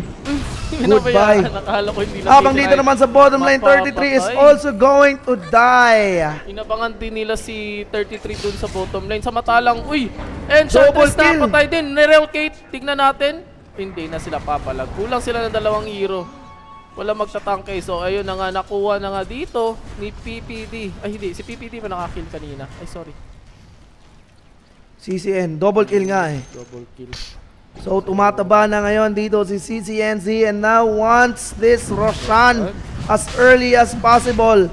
So, walang ward ang ating VP dito. I think hindi nila alam na meron ng Roshan dito. Zai, umi-effect ba yung third skill sa Roshan? Ay, hindi. Hindi pala. Nako, I think Zai. Malapit pumapatay. So, yun, nakuha na nga nila ng tuluyan nitong Aegis. So, lumalamang na ngayon ang ating team, OpTic Gaming sa Total Network as a team. But now, VP Ramses hindi pa rin nagpapahuli sa item. Malapit na po siya makabuo ng kanyang BKB. Just 1,300 plus 1,000 2,300. So, just 400 gold na lang. Papatay sa neutral keep sa top lane itong ating si Solo. Na solo kill. Solo kill si Solo ni Clinks, ni Pycat. So, grabe naman pinapakita dito ng ating OpTic Gaming, maximizing their skills or hunting skills para isa-isahin dito ang ating TP. So guys, balik muna tayo konti sa ating mga pabati. So thank you for watching. Pa-share ng stream natin mga kaibigan para naman hindi lang po kayo masayahan. Pati ang mga pinsan, mga kaibigan, kapamilya nyo. Relatives ninyo. Ay, makakita lang.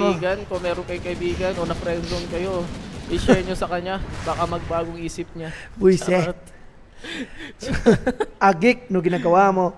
So, pabati dito mga boss sa kasamahan ko dito sa barko na sila Mateo, Ranas, and Jay Vega. Dito kami sa Dubai ngayon, tapos na kasi duty. And pa-shoutout din po sa mga adik kong Dota sa Mankilyam, Tagum City ng mga... Thanks mga sir. So thank you sir for watching, no, kahit na on duty kayo. So back to the game na po tayo. Zai is going to die. Tatamaan po ng napakalupit na si CCNC nandito na. Fins grip, magkakas ba? Slip dito. Eto na, call down, nakapag-live break na po mga kaibigan. CCNC, hinahanap dito si Roger. Solo, false promise gonna be committed. Fins grip is going to be casted at mapapalay mo na tuluyan dito si Ramses. At hinahanap na nila na tuluyan ang mga kapaliwan ng ating team. VP. Is VP going to lose this game? First 10 kills is gonna be given to OpTic Gaming sa pagbalik ni Roger at mananalo ng 10 kills ang ating OpTic Gaming mga kaibigan. So, what a play! Para dito, maganda talaga ang backup mechanism dito ng ating OpTic Gaming, no? Nag-smoke sila at hinabol nila agad dun yung ating team VP. And sad to say, yung ultimation ni Ayo na relocate hindi umabot. At napatay dun si Ramses. Na ano kasi, na Fins grip kasi, tapos sobrang sakit. Napakunat na dito ni Oscar, no? Dahil meron na siyang, may Aegis na nga siya, meron pa siyang Heaven's Halberd. Tapos meron pa siyang armlet. Nako po. Napakasakit. Walang napalag dun si Ramses. Wala talagang gagawin si Ramses doon. Kasi, pero kung hindi na Fins grip si Ramses doon, makaka-damage pa siya. So, decent amount of damage will be done coming from Ramses. So, well played pa rin naman. Well played talaga dito kay PPD. Casting waiting for Ramses to pop his BKB bago pa siya mag-Fins grip, mga kaibigan. So napakalupit ng galawan ng OpTic dito na pinapakita natin. Now, gaining the advantage of 3K total network. Pero meron pa namang comeback possibility dito si VP given na Ramses is gyrocopter. Tapos the Dragon Tail, pag umabot to sa late game, mga kaibigan, tutunawin lang po ang Huskar. But now Solo is going to die and CCNC is gonna grab another kill. So thank you Solo for soloing. Yun lang yung kayang sabihin yun yung sasabihin ni CCNC kung nandito man siya kasama natin ngayon. Oo nga. While here on the top lane, Paikat is going to kill Pasha. And wala na kasing wala nang effect yung untouchable sa kanya kasi naka-max na yung kanyang strafe eh. So the attack speed, no? 260, imagine. Yun para sa kay Pasha. So grabe naman pinapakita dito ng ating OpTic Gaming. So eto, nahihirapan mag-farm na dito sila Ramses at dito na sila nagpa-farm sa neutrals ng Radiant side. Uy, maabutan, makikita pa yata sila dito. Ayun nakita si PPD. Pero hindi, papunta na dito ang ating OpTic. Nagkakaabangan, hindi na sila mag-go dito. Dahil warded, nakita, spotted yan ng ating Team VP. Ayun o. Ayun. Oh, okay, na-spot pala siya. Kasi doon siya papunta eh. So now, 12-8 na po ang record ng ating game in just 22 minutes, mga kaibigan. Paikat ay nandito. Cooldown is gonna be casted to erase this creep wave ng mabilisan. Magti-TP up na po si Roger and si Ramses sa top lane to gain the advantage of CS-ing, no, mga kaibigan. CS lang ang labanan dito para kay Ramses kasi kailangan niya talaga ng item bago siya makipaglaban. Wala pa siya masyadong damage at sobrang dali niya lang patayin dito. Item check nga tayo. Okay, so item check muna tayo, mga kaibigan. Necropos na. Bird, Diffusal, Force Stop. Yun pa lamang para sa ating team ng OpTic. Samantalang sa VP naman. BKB for Ramses, Dagger para sa ating No One. Dapat halberd kasi No One eh. Ha? Dapat kasi mag-halberd si No One to anti-out this Huskar. Hindi na siya nakapag-farm sa middle lane at nahihirapan siya mag-farm. So mag-BKB na lang muna siya. Mahihirapan din siya mag-farm sa neutral creeps dahil hinahunting siya dito. Ito na nga oh. Ini-spot siya dito ni PPD. Makikita pa? Hindi. Wala, kapag yan na 3 lines. Na nga. Wala eh. Oo, kung makikita mo, walang isang punuan lang yung pagitan. So sa top lane, ito sa top lane, mga kaibigan, homing missile is gonna be casted, but the second skill is also gonna be casted. Tignan natin. PPD, the passion now is going to die. Abutan pa ng searing arrows, but no, it is not yet enough. Roger now dito, healing. The cooldown is gonna be casted. Black Cannon, Rocket Barrage. Napakalupit po, mga kaibigan. CCNC, pinapakpak si 666 dito. At eto na, hahabulin natin. VP Solo, I think is going to die. The false promise is gonna be committed. Napakakunat ni Huskar dito. Meron na pong Dragon Tail, pero no one is here to kill him. And now, Roger is gonna be casted by this side at mapapatay ng tuluyan. 2-1 trade na po nangyayari, mga kaibigan. Echo Storm is gonna be casted also. No one Dragon Tail dito. Makikipagbakbakan kay Huskar. Merong life break. Aabutan. Ayun na. Naghabulan. Dito na. Mapapatay na naman si No One. And now, Pashkat grabbing the kill. Ramses is also going to die. This is a 4-0 trade na, mga kaibigan. Napakalupit talaga ng 4-1 trade ang mangyayari doon. At napakalupit na talaga ng ginagawa ng ating team OpTic. Now gaining the advantage to grab another tower and another one ata kung magpupush pa sila. Meron bang buyback? Tignan natin. So sayang yun para sa side ng ating VP guys, no? Dahil akala ko magiging comeback na yun dahil pumasok yung cooldown dito ni Ramses at nag-BKB samantalang hindi natuloy kasi imbis na yung Ayo magbibigay ng theater kay Ramses, hindi na natuloy dahil tinulungan niya muna itong si Pasha. So sayang yun guys. So hindi naging efficient yung combination ng Ayo and Gyrocopter. At yun, natalo sila sa clash na yun. Also, kahit pa nandun yung the amount of damage is not yet gonna be enough. Kasi sobrang kunat na ni Huskar. Kung makikita nyo guys, a strength-based item yung kanya ngayon. And I think he's going for a Hurricane Spike. So, kulang na kulang yung damage dito ng ating VP. Kasi nakita nyo naman kanina, akala ko mamamatay na dito si CNC. Kasi na-stun na siya ni DK with the dagger. So, pagka wala ng stun, activate. Ni-damage kasi yung item niya. Wala pa siyang item. Kasi Ramses na paatras. Nako, tignan natin mga kaibigan. Solo, mapapatay na naman mga kaibigan. Isang combination. Monster kill na dito si Pycat, guys. Kung titignan ninyo, 8-0 na po siya dito. And 7-0 para kay CCNC, ha? So, 9K na po ang net worth ng kalamangan ng team ng team ni CCNC, which is the OpTic Gaming. So, ito na ba yung sinasabi nating upset, mga kaibigan? Is this gonna be the upset? The ultimate upset? So guys, napag-usapan namin kanina, no, kung paano kung ang team OpTic yung maglalaban sa finals. Nako, yung mga pampato ninyong mga Beat Blue. Blade Blue, Liquid, ano pa yan? Kung mananalo man 2-0 sa series nito ang ating OpTic Gaming, makakalaban nila sa next round. EG. Yung ating team EG. Naku, nakakatakot isipin na OpTic yung mananalo. So guys, yung mga nag-all-in sa YOLO ng OpTic sa first game. Naku po! Easy Arcana. Pero depende pa rin. Hindi pa naman tapos hanggat sa meron pang throne, meron pang pag-asa. Hanggat sa hindi pa inaakyat. So, tignan nyo naman guys, sumahabol sa, sa net worth itong ating Gyrocopter. Given na meron pang tier 1 tower sa mid lane and top lane itong ating OpTic Gaming. How much more pang nakuha pa nila yung mga objectives dito at siguradong lalamang na sila dito sa ating net worth.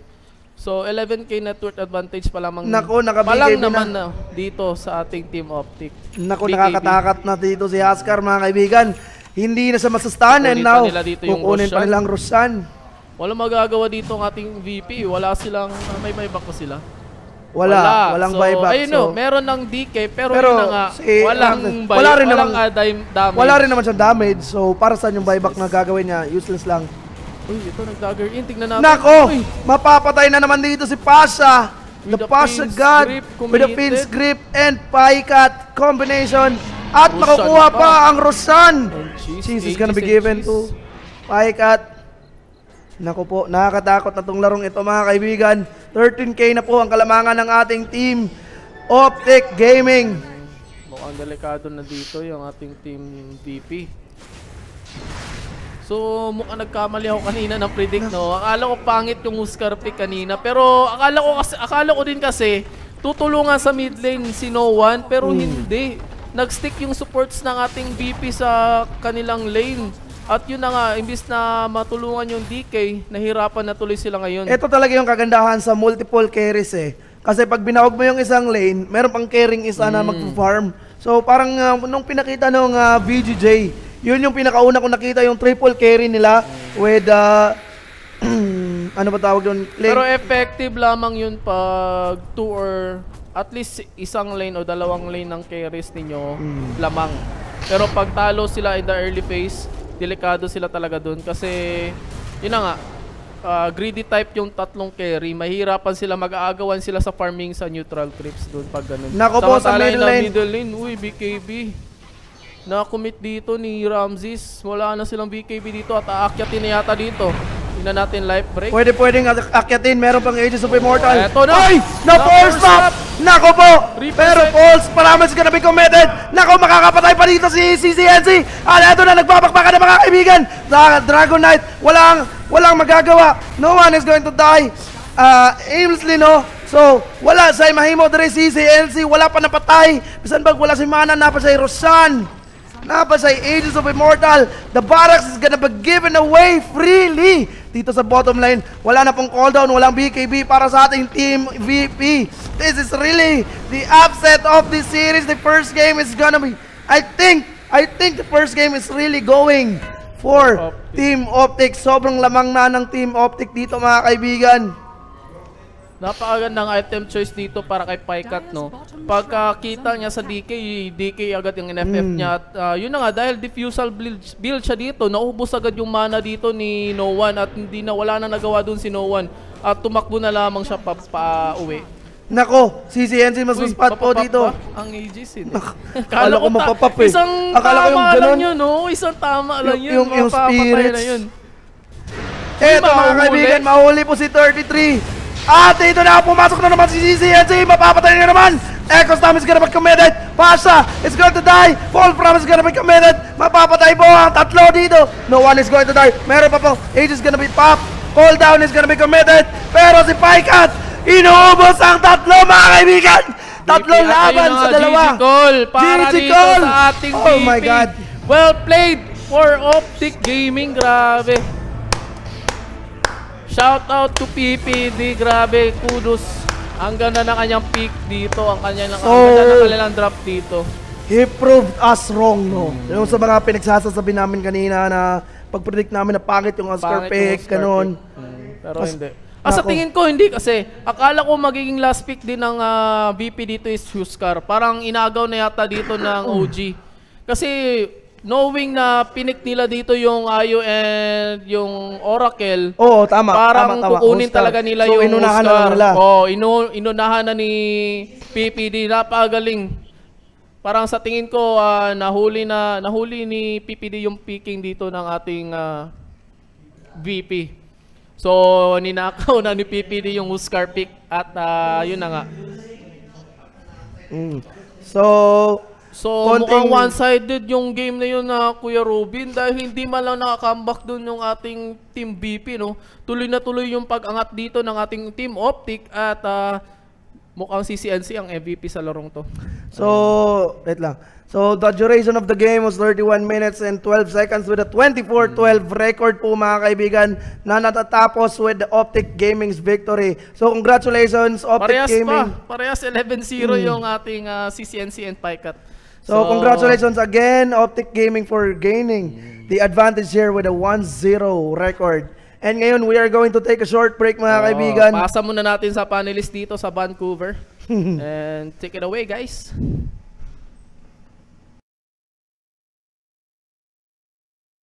Mid against Husker with the IO help, and you leave the DK top and you rotate.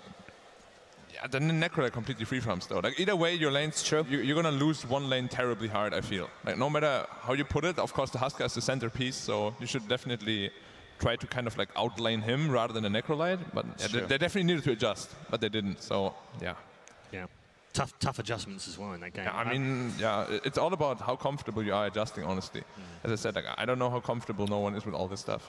The only hero that could solve the Husker problem was the Enchantress if she got really farmed. She needed a Hurricane Pike to push him away, the MKB to get through the evasion, probably a BKB so you don't get halberded. And there was like so many items, We're 40 minutes into the game. And exactly. Everything's out of control by then as well. Yeah, tough game.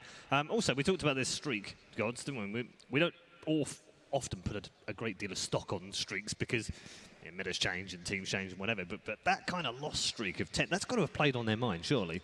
Absolutely. And they've ended it straight away, like get rid of that. Yep, and it's like OpTic coming in knowing they're kind of the underdogs on paper, they're just playing with nothing to lose, they have this big loss streak against VP. Hey, gone out the window, hey VP, can you beat us now? It's going into game 2, I would say OpTic definitely favored. Yeah, okay. It's the question I was going to ask you all, actually. Which way does it go now? Because, Virtus.pro are always dangerous when they're behind, Vold. We know that. But at the same time, this is the lower bracket again. And they've got that whole streak in the back of their head. Oh, we don't do very well in the lower bracket at TI. We've had a bad run last year. Is it happening again? All those things, those doubts creep back again. Yeah, I'm definitely concerned for them, especially with the way that they drafted. Peter, right? PPD steps up. He shows exactly what he wanted to play with here in that last pick trump card. Yeah. VP has to be prepared. Why is it so different, Black, for Virtus Pro? We've seen them dominate tournaments throughout the year, and at points they've looked like they're literally playing with their food. You know, Lions playing with their food because they've been so dominant in particular tournaments, and nonchalant almost, just take it as it comes, play whatever we feel like, ban some random heroes, still win the tournament easily. They've looked unbelievably good in some of those tournaments, and yet this tournament they haven't seemed to be the same Virtus Pro. And usually I would say it's like about peaking at the right time. But you can't say that. You can't make the statement about Virtus Pro. They've been at the peak like almost the entire season. They were like the most dominant team throughout the entire season, and I don't know. It just seems to be maybe they just like the TI pressure gets to them. I'm not sure. They have not been the same team. We just spoke about Ramses and no one, the centerpieces of the team. I honestly don't know what to say about it because it's very awkward. Like there's no reason why they should be weaker. It's just they are. All right. Well, both of you have played at TI. Did you play differently? Did you feel like you played differently? I didn't make it very far, so you made it further than I did. But group stages? Group stages, I'd say. Is it different? No, I don't think that much different. I don't know. Not really, in particular. I mean, a lot of the pro players here have said, no, once you get in the booth, it's kind of like you're just playing Dota at home. Yeah. I'm sure some don't feel like that, but most seem like they cope with it perfectly fine. As you're walking out, you feel the nerves a little bit, Sure. but then it's like as soon as you sit down, everything just shuts off and you're just in the game with your group. But how do you we're know, also right? talking about a team that have experienced all of this, and they've been to some of the biggest tournaments all year round, gods. I don't understand how they can suddenly suffer from some nerves. Yeah, it's really hard to explain, I feel. In a lot of ways, it just is kind of the roller coaster journey a lot of teams go on, something the players talk about. PPD talked about after they lost to Liquid. Some days you're going to play bad and lose. Other days, you know, it's your day and you win. Yeah. It's a day-to-day thing. It's really kind of hard to explain, I think, for the teams themselves. And they really just chalk it up to, today wasn't our day. Right. Yeah, we've seen that for a number of different teams. Maybe it's a question we can ask Shiva under the scoop. Well, I have two questions that I will answer, and actually some of them are regarding Virtus Pro as well. So, hello. It is What's the Scoop with Shiva, hashtag TI8Scoop. If you have any questions, I'll get to the bottom of them. And I have, as said, two questions with a couple of different answers from different players. The first one was a question is, you know, Dota 2, very emotional game. There's lots of ups and downs. And if you are in a match like that, you know, you can only imagine emotions running very high or very low. How do players wind down after games like that? For AOI, it is going over the replay and figuring out why that game was so up and down and really understanding what made that game how it was. Former professional CIS player Smile, he listens to classical music before and after the match to just get zen, get all even in the mood again. And for no one from Virtus Pro, if he had a heavy game, he has just the mental fortitude to just snap of a button and everything is in the right mindset again to go again and reset and just do what it takes to win the next game. A lot of different answers for that one. There was also another question. What was the most memorable gift a fan has ever gave you? And I asked, I have answers of four players, well, three players, one talent. Pylidai has at some point gotten a IO Arcana plushie, hand-sewn. Pretty impressive. Solo remembers the most, like, he got a small plush cactus that he got at Epicenter this year, which he's like, okay, cactus, that's great. Fogged actually remembers TI2 when he was playing. He got a very angry koala plushie that he still has and hopefully cherishes. Now another present that gift was given actually to Sir Action Slacks yesterday is probably one of the best ones he's ever had. And I actually have it with me to show you guys. It is Sir Action Slacks as none other than Techies, which I thought was a pretty awesome gift. So a lot of awesome gifts from fans that people get, and this one definitely, yeah, deserves that applause. So yeah, hashtag TI8Scoop. If you have any questions, I will get to the bottom of them. And for now, it is back to Paul on the desk. Thank you very much. I'm mildly scared by that painting. There's some very lifelike features in there of Sir Action Slacks. That's mildly worrying, I have to say. It's pretty damn amazing, though. It's an incredible painting. I'm scared. Got to poke him with that sword. I'm slightly more scared by that than your koala. What about the divine symbol? Where Slack's being divine? I think that's pretty scary too for everybody out there. That's a lie. It's a blatant lie. Is he actually divine? It's not a realistic photograph, obviously. He got 5K MMR. Did he really? Yeah. Boosted. Boosted hard. Right then, teams are coming back out right now, apparently. So let's introduce you to our two teams who are returning for the second game as they enter the Rogers Arena.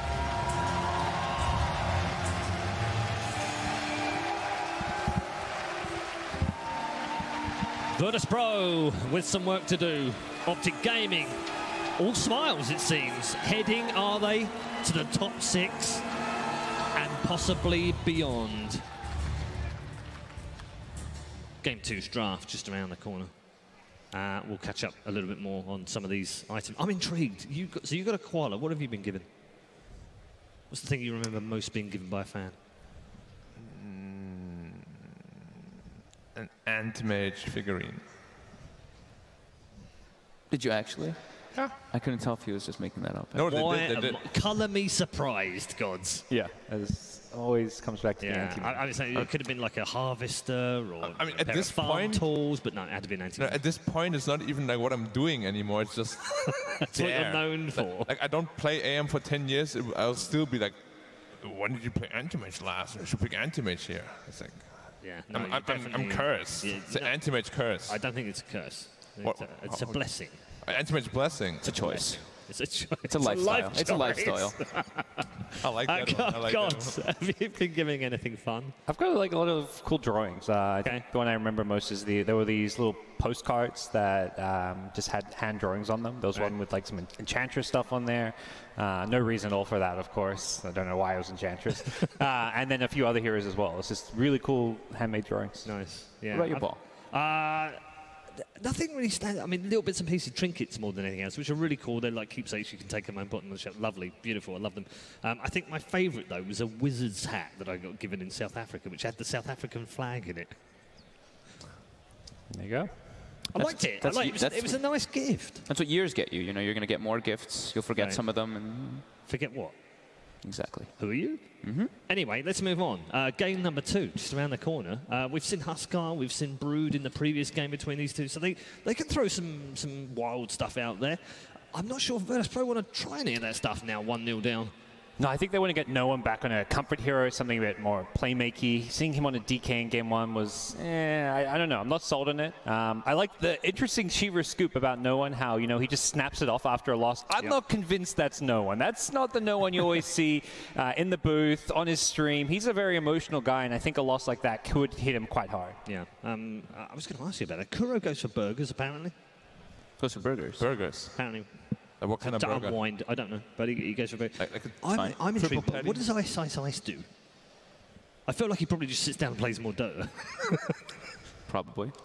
I mean, he was telling me a story about how he's gotten puked on from his baby, and he's still continuing to play and stuff like that. So he doesn't get phased. But you can't stop. Like if you're in the middle of a game and a baby pukes on you, you can't just be like pause, because everybody will unpause.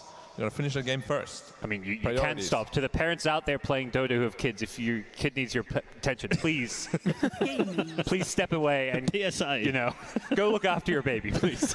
PSA, right?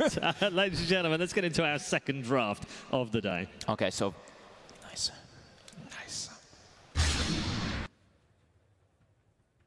Virtus.pro versus OpTic Gaming.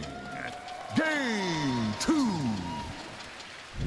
Fogged already getting ahead of himself. He's so excited to get into game number 2's draft. I was ready to say that I think the second pick, whoever chooses to get second pick, is actually going to be really important in this matchup. It's all about that last pick. It really does seem with a lot of these teams. We saw in the last one, that Huskar last pick. I do think the same thing for VP. If they can get one of their not like Trump heroes, but something that no one or that Ramses can just take over the game by themselves, that's going to be the key to their success versus OpTic. A lot of other games are won and lost in the side lanes. Here, it's CC and C versus no one. It's all about that. I think for me, the second pick for VP is more about cheese prevention than actually cheesing them. Because, yeah, you don't want to get Huskar again. You don't want to get whatever OpTic has planned for them. All right, Ench banned, IO banned. interestingly. Both played, of course, by Virtus.pro in the first game. It's a Vengeful Spirit opening from OpTic. That's exactly what they did in the 2 games against Virtus.pro in the group stages. And Virtus.pro reply with a Willow Tiny, which is what they did in the group stages as well. Heavy magic burst, heavy control. Already feels better because of the control. That's the thing that I always want to look at for teams is when you have, especially if you had like a rough game, if things just weren't clicking together. If you got a lot of heavy amount of stuns, disables, makes the lineup a lot easier to play right off the bat. Like high potential for outplay with kind of stunts and slows and everything. There might have been a partial block pick with that Tiny as well. It's something that OpTic have been playing, and they've been the first 2 picking. Yeah, but actually last game I didn't want to pick it first 2, so maybe changing strategy. Are they doing any drow strats? I feel like it's a certain few teams will always be first 2, like VGJ, but I wouldn't mind seeing OpTic go for something like that here in game 2. They're up 1-0. If they do, now would be a good time to test the waters with it. Is that Ursa band? It is. It is, all right. Okay. No. There we go. Good call. I like it. It's like a safe, you know, we did 1 strat game 1. Let's go game 2, they have last pick. So let's just pick this drow. We're not going to get. So what's up? Panalo ang OpTic Gaming Game 1, Kuya Robin. Anong nangyari? Nakagulat ka naman, Papa Clester. Grabe. Grabe, mga... So, guys, yun na nga sinasabi namin. Panalo po ang OpTic Gaming for the Game 1 with a 1-0 na po sa ating Team OpTic versus Team VP. Napakagandang Game 1 series na pinapakita ng ating Team OpTic. And now, tingnan naman natin dito kung babawi na ba ang VP sa second game or is OpTic gonna grab the series with a 2-0, mga kaibigan. Kung naging 2-0 to, talagang upset, mga kaibigan. The greatest ever upset. VP. Pero not bad Kung matatalo man dito ang OpTic Gaming, at least nakascore sila. Hindi naman sila 2-0. So, grabe na pinakita doon ni PPD, no? Pinakita niya na it's all about drafting. Talaga. It's all about drafting, guys. So, eto tayo sa picking phase. Team OpTic ngayon, kukuha po ng Vengeful Spirit and Draw Ranger. So, Aura Gaming na naman ang gustong kunin itong ating OpTic. While Team VP is gonna grab Tiny and Dark Willow. So, what a nice pick, Tiny, to anti this Draw Ranger. Easy pick of kill na naman to. Kasi nga, Vengeful Spirit at Draw Ranger napakalambot, walang base armor. At pwede lang siyang patawan giveaway. We have just punta lang po kayo sa sa page namin, which is Ncgc Esports. Tapos nakapin post po doon yung Ncgc Kadayawan giveaway. Meron pong link doon na ipa-follow nyo. So just follow the easy steps na sinabi doon, mga kaibigan. So shoutout muna kay John Sirzawa, Jumong. Shoutout, nag-iisang Jumong ng Santa Ana. So I would also like to thank the sponsor Starbucks or Starbuco. Thank you masyado sa pagbigay ng malupit na kape sa amin dito pampagising ngayong umagang ito. Dahil po, kayo ay kailangan nyo rin po ng kape, mga kaibigan. So, binabati ko nga pala mga nasa Pulomolok, lalong-lalo na ang napakagwapong nagjo-duty ngayon na si Jeric Mabunga. Thank you for watching. Kung nandyan man ang mga immortal at mga agik na sila Marlo at Rob Sharon, thank you for watching. Nako, balik tayo sa picking ngayon. VP grabbing this Bane Elemental while OpTic grabbing Jack Hero. Napakabilis naman ng VP makapag-grab ng... So VP, gapaninood na jod. Picking the Brood Mother, mga kaibigan. So talagang gusto na lang pumatay dito with the Dark Willow and Bane Elemental disables. Tapos yung burst pa ni Tiny. Tapos yung sobrang sakit na Brood Mother in the late game, mga kaibigan. Pero, is OpTic gonna defend the land here? Is gonna defend the land. Nako! Alchemist. Lumabas na ang Alchemist. Sinasabi ko naman, it's all about the picking. So, napakasakit do. Akala dito ng VP mag-all range itong ating OpTic Gaming, pero hindi. Pinakita na agad nila dito yung Alchemist. And napakasakit dito ng Team OpTic with the pushing strat, Draw Ranger, Vengeful, and Jakiro. Jakiro with the harassing in the early phase. Samantalang sa VP naman, Tiny, Dark Willow, Bane, and Broodmother. Tingnan natin kung magiging effective yung kanilang Broodmother pick. Pero maganda tong pero maganda naman tong picking ng VP. Pero delikado pa rin dito kung magsusolo mid talaga. Parang feeling ko mid talaga itong Broodmother. Against Alchemist kung magbe-mid din ng Alchemist. Pero kung Alchemist mid man ito, medyo lugi talaga siya sa Broodmother given na merong Spiderlings itong ating Broodmother na manghaharas sa ating Alchemist. Also, depende na lang talaga sa kanilang skills. Kasi meron din na mga acid spray itong ating Alchemist. So, it would be better na Alchemist na lang yung mid lane kaysa sa Draw Ranger. Kasi pag Draw Ranger mid lane, laban sa Broodmother, wala talaga siyang gagawin. Papasukin lang siya sa Torre. Si Seaside lang sa middle lane. Pero kung Alchemist, at least, pag dumating siya sa level 6, meron na siyang Chemical Rage. So, durability rate niya is higher than this Draw Ranger. Also, hindi niya naman kailangan mag-rush ng level so he can stay. Pwede lang siya mag-stay sa tower niya. Mag-tower hug lang dito sa Alchemist kasi gold naman yung kailangan niya dito. It's not about the levels but it's about the gold. Pero napakaganda pa rin ang pick ng VP dito with the triple disables. Tapos isang napakasakit na Broodmother. Fiend's Grip, Dark Willow. Merong Terrorize. Meron pang first skill. Meron pang third skill. Tapos Tiny. Avalanche Toss. Magra-rush dagger tong Tiny. Paningin ko talaga.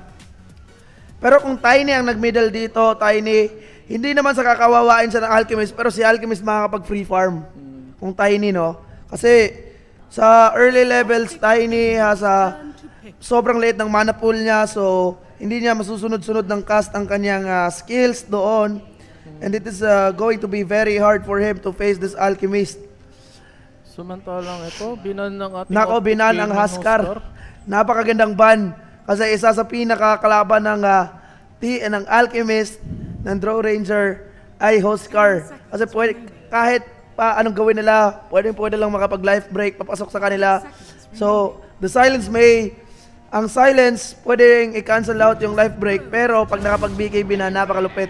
OpTic Gaming picking the Batrider. Ngayon ko lang nakita ang Batrider dito sa TI Finals.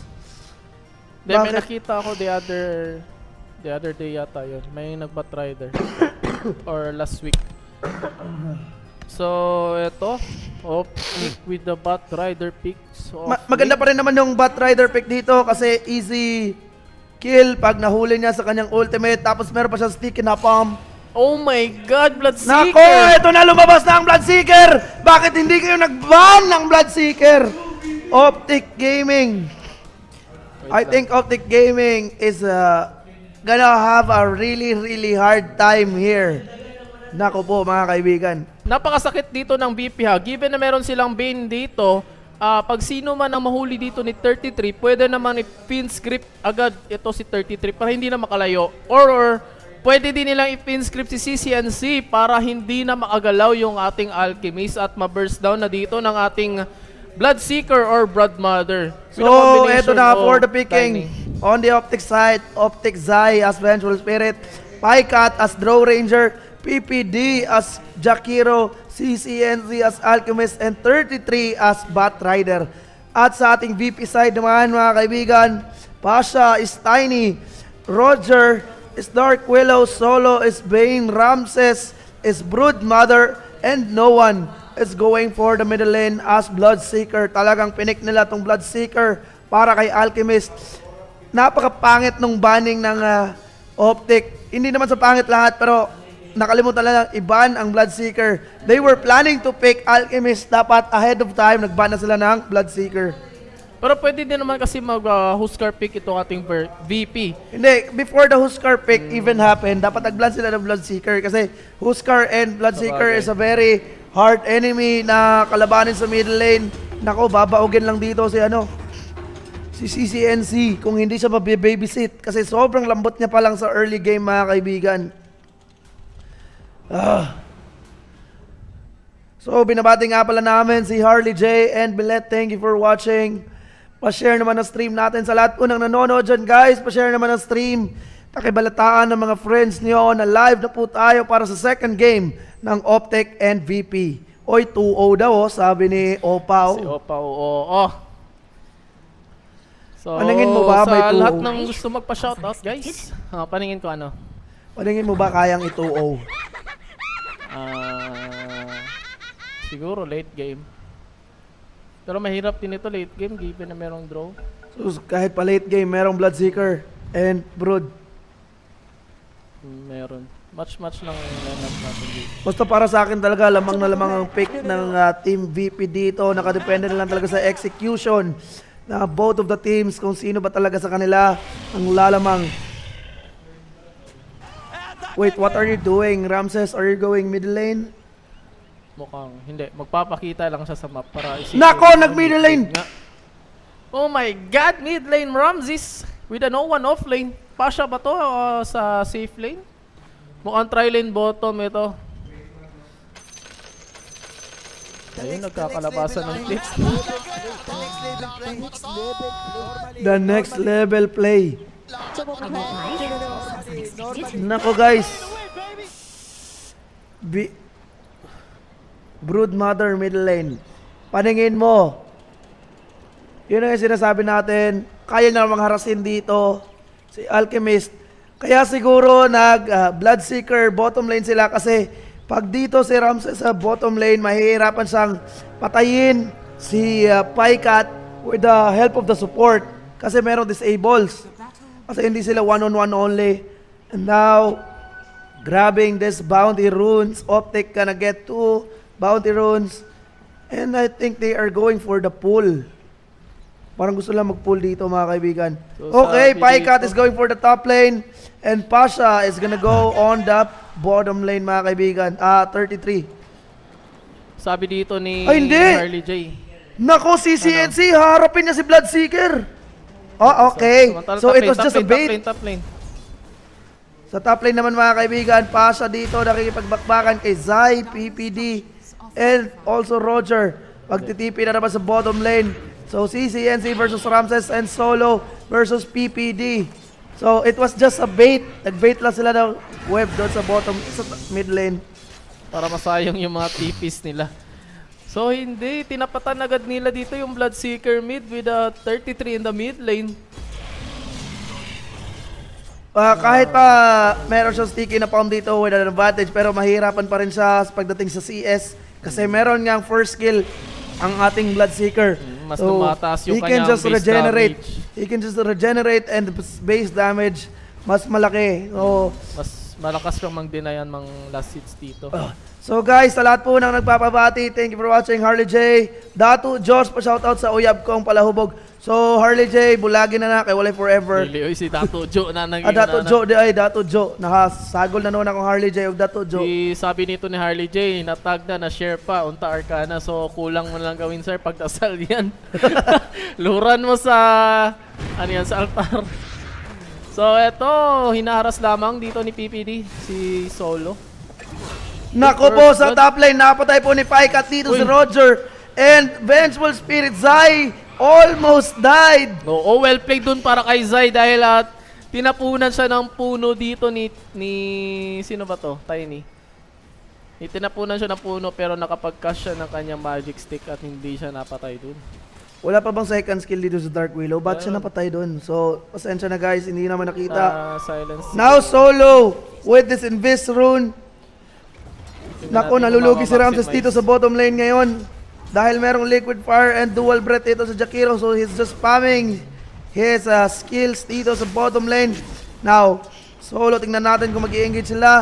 Liquid Fire is gonna be casted. PPD, binablock lang po ni Solo. Napakaganda pagbablock mga kaibigan. Ito na nakipagbakbakan Ramses magtatago. PPD is going to die. Mabilisan. His HP is gonna drop down low with the help of Brainsap. Ngayon, nandito na po ang Nightmare. Solo is gonna cast Nightmare and is gonna harass CCNC. So CCNC, mapipilitan mag-back away. So 1-1 na po ang record natin dito sa game na ito.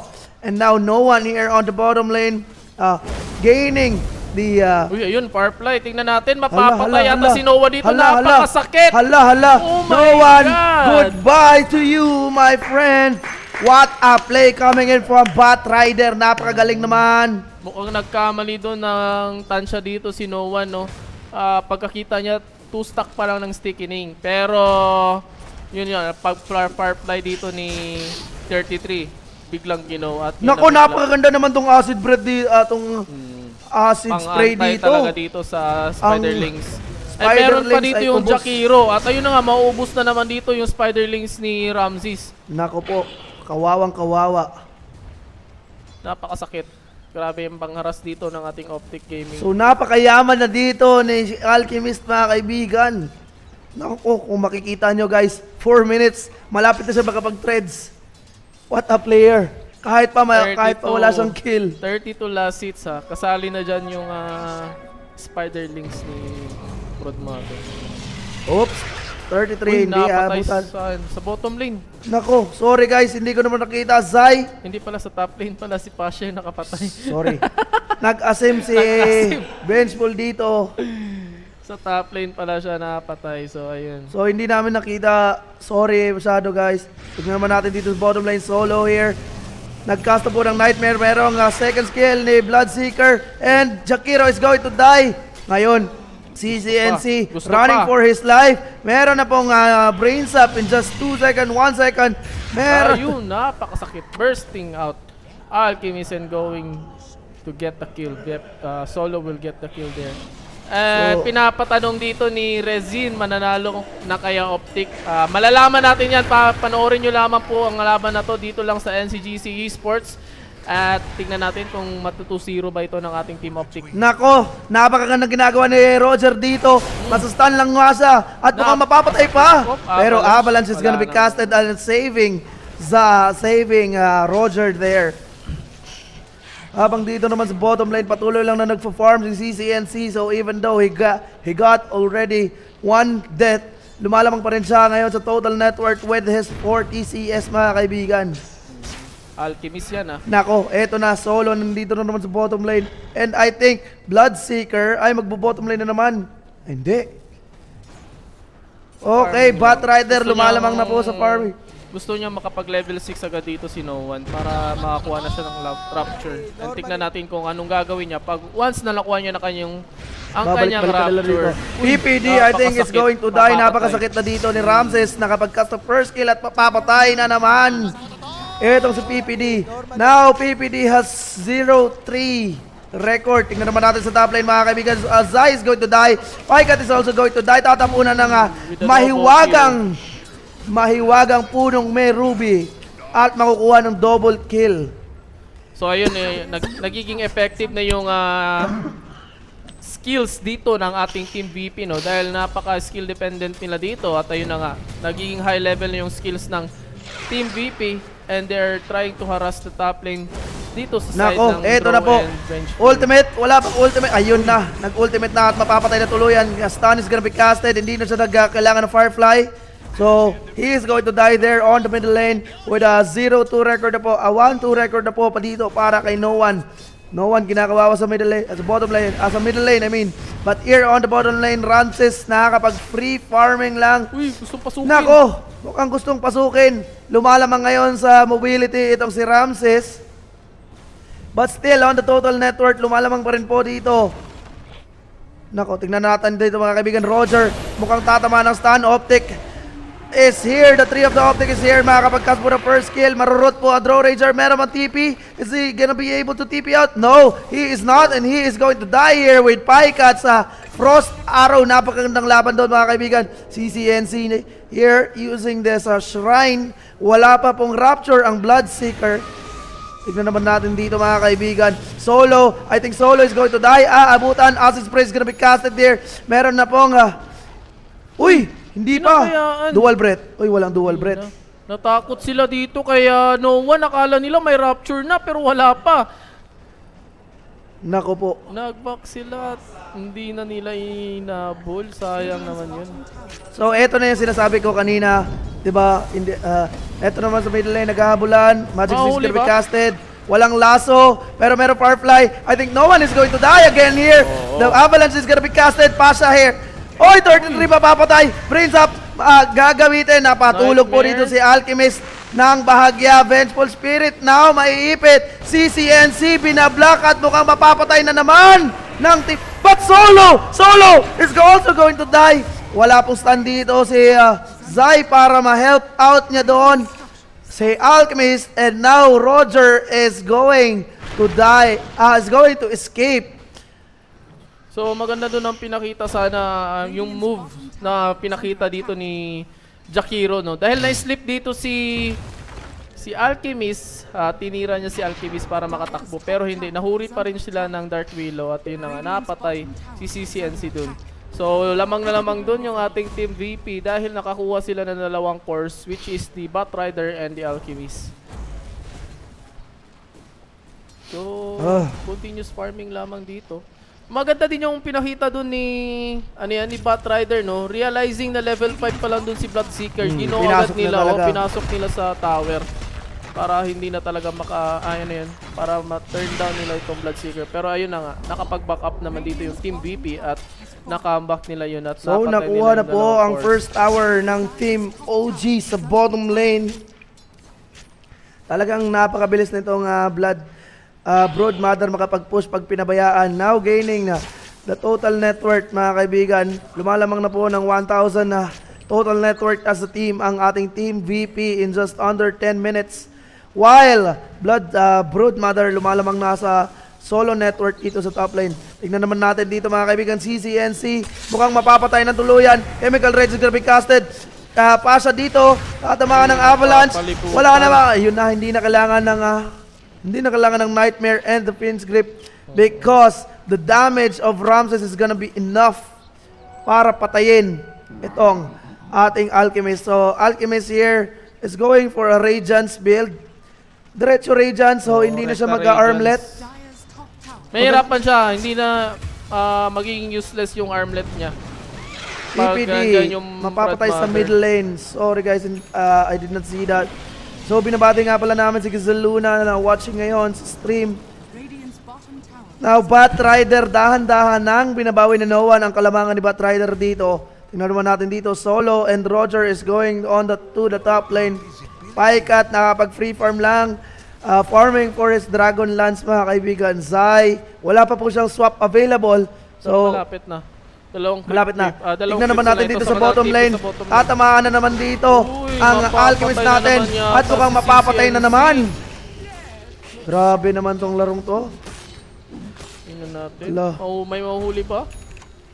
Wala pang swap available eh. Kaya nga kanina nagsisiyas-siyas si Zai para ma-avail niya na yung swap. Na-rapture dito si 33. Tingnan natin. Mag-go ba sila? Hindi. Saktong micro lang ata yun. Back konti. Uy, napakasakit. Napakasakit, kuya eh. Drum of Endurance is gonna be casted. Nandito na, nasilence si Jakiro. And Jakiro is going to die. Walang swap na mangyayari doon. Tignan naman natin dito, mga kaibigan. Ang pangyayari sa top lane, nasira na po ang Torre. Pero 4 po nandito sa VP sa bottom lane. And now, hindi na magugutun yung ating OpTic Gaming. Sayang lamang is na-defend nila sana yung ating Bot Rider, pero yun na nga, napatay pa rin si Jakiro. Kasi nag-advance siya masyado eh. Tapos tinamaan siya ng stun, ng silence ng Bloodseeker with the first kill of Brood Mother, so slow. Sakto lang naman yung pag-advance ni PPD. Parang nag-sacrifice na lang siya para mabuhay yung Bot Rider dun. Kasi minsan sa buhay, kailangan mo talaga mag-sakripisyo ng mga bagay na mga wala nang halaga sa'yo. Para magsasakripisyo ka para sa ikakasaya ng iba. Allah. Nako po. Naging masaya naman dun si Bot Rider dahil nabuhay siya at naging eto na naman, mga kaibigan. Alchemist, pinapasok na naman si Ramses na kapag ultimate. Lasso is gonna be cast in dual breath. Nandito na, mga kaibigan, nagtutulungan. Ramses mapapatay na tuluyan, mga kaibigan. Eto na, PPD, mag-i-stun. Pero Zai is here. The swap is still available. Roger, dito makikipagbakbakan. Meron na naman stun. Firefly, the sticky napalm is gonna be casted. Nandito na po, nagbabakbakan. Mapapatay ng dalawa ang Team VP. Now, no one is going to be cast. Stun. Wala pong pero mapapatay niya pa si Vengeful dun at yun na, no one will still fall. So it's a 3-4-1 trade. Lamang na lamang dun yung ating Team OpTic at bumabawi sila dito. So mukhang nag-asim yata doon yung ating VP. Hindi nila in-expect na mahuli ito si Ramses at ayun na nga, napatay na mabilisan si Ramses doon. Hindi so, kasi ang ina-expect kasi nila doon walang backup kasi merong ward dito. So they thought na wala. Tapos nagpakita pa sa top lane yung Draw Ranger. Tapos umikot pala, ganon. Umikot ng ganito. Nasa likod lang pala ng torre. Umikot dito. Sa mid lane. Tapos sa mid lane naman tayo mga kaibigan. PPD is going to die. Ito ba, tinatawag ba itong sakripisyo o feed na talaga to? Hindi, nag-wards lang sana siya doon pero nahuli pa siya. Napatay tuloy. At ayun na nga. Uy, Ramses dito, meron ng diffusal Item check nga tayo pero Robin. So item check tayo and just 14 minutes into the game, Alchemist meron pa ring tissue paper. Tissue pa siya dito. May tissue paper pa siya. Vengeful Spirit, wala pang item. Samantalang Draw, wala din. Power Threads pa lang siya dito and going for a Dragon Lance. Pero ayun, Dragon Lance siya. Ayun. Pero tingnan natin, Terror is gonna be casted. And 33 is going to die. Tatamaan po ng first kill ng Dark Willow, ang dalawa. Pero mapapatras na sila. Nako, almost VP Solo and VP Solo almost died there also sa total damage. Talagang naunahan lang si Batrider dito. So now Batrider really needs this Aether Lens and I think he really needs a dagger dito or BKB para makapasok siya freely, no? Napakasad naman dito para kay PPD. Kaka-wards niya lang doon na di-ward agad. So, ito, nagpo-focus na naman sa middle lane itong ating Team VP. So, dalawang Ramses nandito sa bottom lane. Gustong basagin itong tier 2 tower sa bottom lane. And here is... Nako, pasa. Mapapatay si Zai. Zai ngayon, napakalungkot ng buhay. Napakaganda ng advance words dito ng ating Team VP. Nakita si Zai doon at si Zai. Nako, ito na, may Alchemist na. Si Zai nga. Napatay si Zai. So, grabe yung harassment dito ng ating team VP, no? Pero guys, kung makikita nyo, lamang ng 9 kills ang ating team VP pero 1k network advantage lamang sila. So, ibig sabihin nun, Alchemist ay lumalabang sa Radiance na. So, sa mga nagtatanong pala guys, kung meron pang next game, meron pa po mga kaibigan. Kung nanalo ang VP, may third game pa. At kung nanalo man ang OpTic dito, ay magpo-proceed tayo sa laban ng Team Secret and Team VGJ Storm. So, ang mananalo dito pala guys sa larong ito ay makakalaban ang Team Evil Geniuses for the 4th round sa losers bracket mga kaibigan. Binabati nga pala namin si Alexis Eman DJ ng 69.9 Hot Legs FM mga kaibigan. So, salamat sa panonood at pag-subscribe mo sa amin, Sir DJ. Shoutout kay DJ Eman.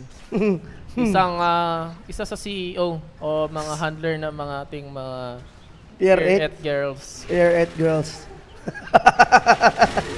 So, tingnan natin dito. 33 po ay mukhang mapapatay naman. Lasso is gonna be casted. At Avalanche Toss dito ay mabuburst out. Nako, sayang yung damage na nakuha niya, nabigay niya kay Roger doon. But still, sa mga nagtatanong guys, meron pa pong laban mamaya. Kung sino pong mananalo dito ay makakalaban mamaya 7 AM po dyan sa Pilipinas ang EG. Kung sino mananalo dito sa OG versus BP guys, no? So kung sino mananalo, maglalaban mamaya. So guys, abangan nyo po pala mamaya guys. Si Eman po ay maglalakad ng nakahubad sa daan. Lakad nakahubad! Lakad nakahubad! So sa mga naghahanap kay Kuya Eman guys, abangan nyo lang po siya mamaya dahil inaasikaso niya pa yung business niya sa Jensen. Talagang ano pa lang papunta pa lang sa, kasi umuwi siya kasi nagka-crisis daw sa Pier 8. Nagkaubusan daw. Nagkaubusan ng stocks. Oy, eto na! Napakagandang combination! Napakagandang combination! Coming in from Pasha and no one Rapture and the toss combination. Old trick, pero still working. Grabe. Napakasakit pa rin. So, Alchemist counter na ba ito? Bloodseeker with a tiny combination. Kahit pa wala si Tiny doon, Alchemist counter pa rin talaga ang Bloodseeker. Now, naku, magbe-BKB si Broodmother mga kaibigan. Pero natagalan siya dito. Kanina pa yung diffusal niya, hindi pa nasundan yung diffusal niya dito. Kasi di ba napitas siya? Pero yun na nga, medyo matagalan. Iba pa rin talaga yung hero farming niya pag ibang hero yung gamit niya. And now, tignan naman natin dito, nakapag-pop po ng Sword of Deceit. Sword of Deceit. Bago yan At mukhang plano po nilang pitasin dito si Pasha or si Ramses. Pero tignan natin mga kaibigan. Merong web. Ayun! Uy, last one. Nalaso po. Pero may BKB. Tignan natin tayo na ni dito. Tools with the avalanche. Mapapatay dito si Zion. Samantalang eto gusto makipag one-on-one ni Paikat kay... Oh my God! Ano nangyari? Gusto makipag one-on-one ni Paikat kay Ramses. Nako, tatamaan pa ng slip at mahuli pa si CNC and he's going to die. Mauubos po ang team OpTic natin dito mga kaibigan. Terrorist is casted. Masa-silence at mapapatay ni Ramses. A 5-0 for VP and now gaining at 26 kills into 9 kills. Grabe, napakagandang labanan. 5 po ang naubos dito para sa team OpTic Gaming. Ang inyong pag-gank sa akin ay pag-gank ko din sa inyo. Yun yung gusto sabihin ni Ramses doon What a time, well-timed BKB. Hindi siya nalaso siya, pero hindi siya walang damage. Pagka-terror sa kanya ng bench pool, nakapag-BKB siya. And napakapangit din ang position dito ni Drone, no? Dahil nasa lower ground siya at tinitira niya sa higher ground itong si Ramses. So magmi-miss siya at magmi-miss at nung bumaba na si Ramses sa kanya, nakipag one-on-one pa talaga siya at nagiging useless na yung ulti dito ni Draw, which is the marksmanship. Nawawala yung agility damage niya. So ayun na nga, napatay dun at na-wipe out yung ating team OpTic Gaming. So samantalang hindi pa naman sila nag-give up dito dahil alam nila yung capability nito ni Alchemist na pag umabot ng late game, napakaganda talaga ng hero na yun. O kayang-kayang i-comeback. Pag madaog daw, OpTic, maligo na daw si Lloyd. Lloyd, ligo-ligo po Lloyd, kamo ni Japoy. Guys, pag ma-2-0 daw din sa OpTic guys, tanan nga na-address sa tanan nga casters guys. Nga lalaki kay maghubo sa dalan sabay si Eman. Pero joke lang to guys. So makukuha dito ng Team VP ang Ages of Immortality at mukhang kukunin ito ni Ramses. Ngayon, ano na bang item build ni Ramses? Wala pa ba siyang item? Okay, he's going for anong tawag dito? Malevolence. Yun, Malevolence. Yun yung iniisip ko. Grabe naman, lumalabas talaga ang tunay na kulay dito ni DJ Eman. Gustong magpapitas habang natutulog. Ano? Sir, asikasuhin niyo na lang po muna yung business niyo dyan sa Jensen. So, back to the game muna tayo mga kaibigan. 7K network lead na po ang Team VP. So, hindi pa naman siya gaano kalayuan dahil ang Alchemist is still farming for the items na kailangan niya. Tignan natin if may masasagot pa ba sila sa larong ito. Batrider planning to get this items. The dagger. Pero mukhang natatakot siya dito mag-farm sa bottom lane. No one. Papalagan niya ba dito? Now on this middle lane. Nakas na po ang ultimate ng ating Jakiro. Pero hindi tumama. Nako po! Jakiro ay going to die na naman. Napakagaling ng pinapakita nitong ating Team VP. Masisira na naman ang mid lane. Oo, mukhang tier 2 tower na ito. Easy, tier 2 tower. Tingnan mo, nag-aabang na lang sa loob itong ating team OpTic Gaming. Natatakot silang lumabas. Nako, at least nakapagmanta na dito si Alchemist mga kaibigan. Silence signal be casted. Papasok pa si Ramses dito. Meron siyang BKB and meron pa siyang Aegis. So dito, nakikipaglabanan. Wala pang dagger so ang ating flaming lasso. So mahirapan siyang papasok dito kung sakasakali man. But VP is gonna back away. Ayaw na lang sayangin yung chance na nakuha nila. So objectives gaming lang muna tayo. So towers lang in just 23 minutes of the game. 5 tore na po ang nakukuha nila sa top lane, isa, tapos dalawa na sa bottom lane and sa middle lane. So isang tier 2 tower na lang ang natitira for Team OpTic. While Team OpTic, 1 tore pa, 2 tore pa lang po ang nasisira nila, which is the tier 1 towers of top lane and bottom lane. So talagang slowly but surely gaming ang ating Team VP. They do not want to commit another mistake like katulad ng ginawa nila sa first game. Mistakes after mistakes. So, ito na, tingnan natin kung makakabawi pa ba dito ang VP, ang OpTic Pero ito, stick na ang ating Team OpTic Gaming. At yun din yung ginagawa dito ng Team VP, no? Pero medyo nasa mali itong ating Team VP. Kailangan na talaga nila i-pressure na tapusin itong ating larong to. Kasi pag inaabot pa ito ng late game at nakapag-snowball itong ating Alchemist, na leading pa rin sa net worth ha, kahit luging-lugi na sila, mukhang magiging delikado ito sa side ng ating VP. So kailangan talaga nilang continue na i-shutdown itong ating Team OpTic Gaming para manalo sila. Kasi we're going to our mid game and going late na ito guys, no? Kasi unti-unti na nagkaka-item at yung Alchemist at ito na nga nakapag-smoke of deceit ang ating OpTic. Tingnan natin kung may mahuhuli sila. So, saktong warding. Tignan mo naman yung wards dito ng ating Team VP. Nagiging masyadong advanced talaga para pag nakita nilang nagpa-farm Nako si itong Roger. Alchemist. Madadakpan! Madadakpan si Roger! Naglaso, nagdagger, chemical range, grabikasa, acid spray at mapapatay. An overkill of 5 versus 1 Pero trade. nandito sa likod, ang ating Team VP. Tingnan natin makakabawi ba? At ayun na ice pot, tinabahan dalawa. Napakagandang ice pot mga kaibigan.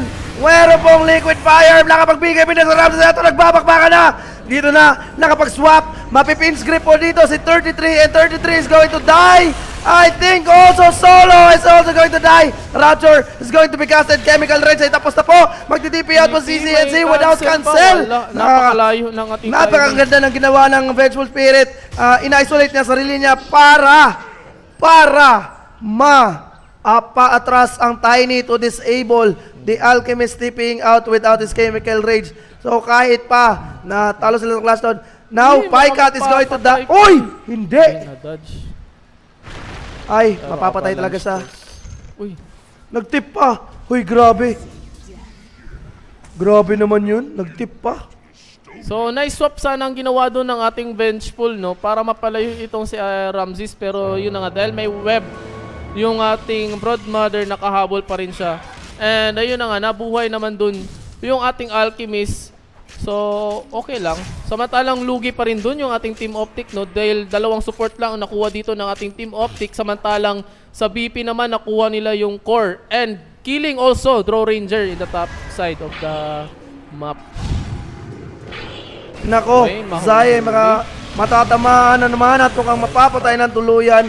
Tatamaan ng silence. Nakapag first kill si Ramses at isang hit at tuluyan ang mapapatay. Napakabilis talaga makapag-kill nitong combination ni Ramses and Bloodseeker. Nag-BKB na si Bloodseeker natin dito. Draw Ranger, wala pa pong BKB. He's still 500 gold away. And 600 gold away pa siya. Now, Alchemist, ano bang item ni Alchemist? So he's farming on the bottom lane. Pinatay niya yung Rages niya. So Solo won't recognize that he was there. Hindi niya naman nalalaman kung saan banda dito si CNC. Also guys, gusto nga pala namin batiin si Sir Nervin Dave. Napakalupit mo talaga. Pro Attic is now watching. Thank you for watching. Please share the stream and support us here live. Kung gusto mo pong sumali sa Arcana giveaway namin, Sir Dave, pumunta ka lang po sa FB page. Tapos, i-click mo po doon yung Ncgc giveaways. Also guys, sa lahat na nanonood ngayon, pa-share naman po ng ating stream for a bigger chance ng inyong napakalupit na Arcana giveaway mga kaibigan. Thank you very much sa panonood. Binabati nga pala namin si Kizel Luna at si Alexis Eman with Coy Del Rio na ngayon si Coy Del Rio ay nagpaparinig ng kanyang pagmamahal dito kay Ate Kizel. Napakainit talaga ng labanan dito sa comment section ng ating live stream, mga kaibigan. Ginawang Tinder yung comment section, guys. Grabe naman. But here we are. Sa balik tayo sa game. Almost close to the half hour mark. Lumalabang po ng 12 kills ang ating VP with a 22 kill advantage here and 33-11 record in favor of Team VP. Pero 33, saktong cut lang ng wave. Para hindi makapag-push ang ating Team VP. Pero dito na ngayon si Pasha, mukhang matatamaan. Naku po, Terrorize is going to connect. Dito na tayo ni, binabakbakan. Wala pang nakapag-swap at mukhang mapapatay. Broadmother ng silence dito. May BKB. Paikat dito. Makakapag-free hit. Broadmother. Hoy, wala kang gagawin dyan. Mukhang mapapatay dito sa Ramses mga kaibigan. Pero nakakapag-free hit rin. Naku, Ramses is going to die. No one dito nakipagbakbakan kay Draw Ranger. Draw Ranger dito. Ay, mukhang mapapatay. No one. Tignan natin kung anong gagawin niya. So, makakatakas pa si No One mga kaibigan.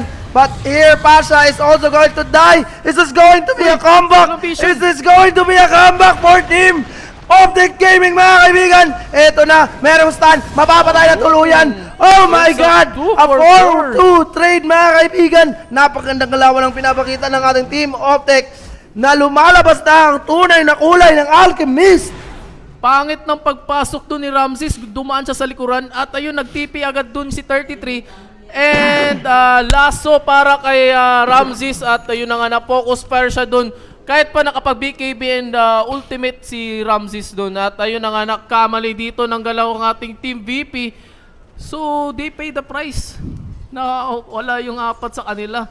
Grabe naman ang asim. So ito na yung sinasabi ko, Kuya Robin, no? Pag umabot talaga ng late game at hindi pa nila tinapos at ito na Rapture, Terrorize, tingnan natin. Uy! Nako! Nilalakaran! Tinatakbo lang yung Rapture! Oh my God! Wala pang TP yan. Ayan na. Tignan nyo naman guys, yung sinasabi ko, pag tumaba talaga itong ating Alchemist, nako po. Wala na. Delikado. At nako lalong-lalo na ha, na hindi pa nakapasag ng tier 3 tower itong ating VP. Napakadelikado talaga dito ng ating Team VP guys. Mukhang unti-unting nag-snowball na dito ang ating Alchemist. Grabe, BKB na siya and going for Octarine.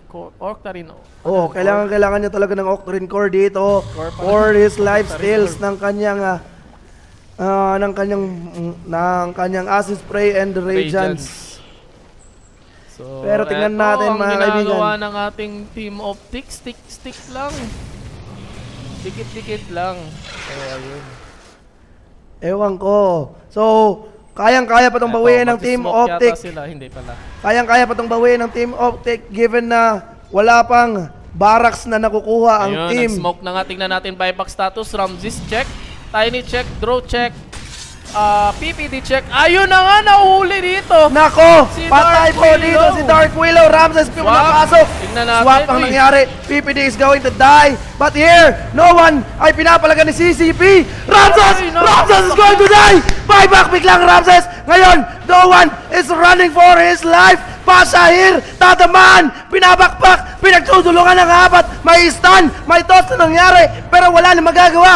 Biglang buyback dito para kay Pasha at mukhang gusto pa nilang i-redeem ang kanilang mga sarili without their BKBs. And I think this is the time for the free Roshan, mga kaibigan. Kailangan nila mag-contest ng buyback dito. Ay, hindi. Kailangan nila mag-buyback para i-contest yung Roshan. Kasi pag hindi nag-buyback dito yung BP at nakuha dito yung Aegis Immortality at binigay pa dito para sa ating Alchemist, mahirapan na silang patayin ito. Ngayon pa nga lang na wala pang Aegis itong ating Alchemist, nahihirapan na nga silang patayin.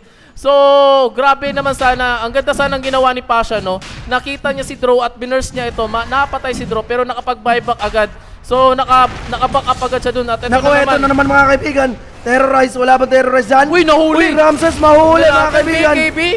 Uy, lakad matatag. BKB lakad. Tingnan natin, nahuli dito. CCNC. Alchemist. Mukhang mapapatay. Nako, nakikipagpalag pa mga kaibigan. BKB's gonna be casted. Dito mukhang aabutan. Nako, naghahabulan. Hindi mamamatay yan. Pero, bumalik. Tingnan natin. Mamamatay yata si Ramses dito.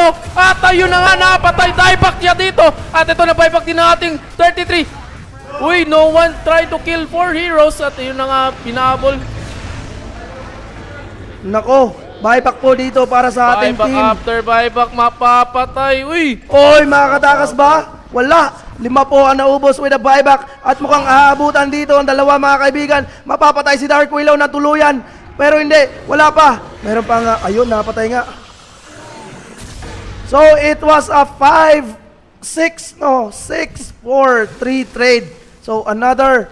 Hindi na-wipe din yata doon yung ating OpTic Gaming kasi nag-buyback itong ating...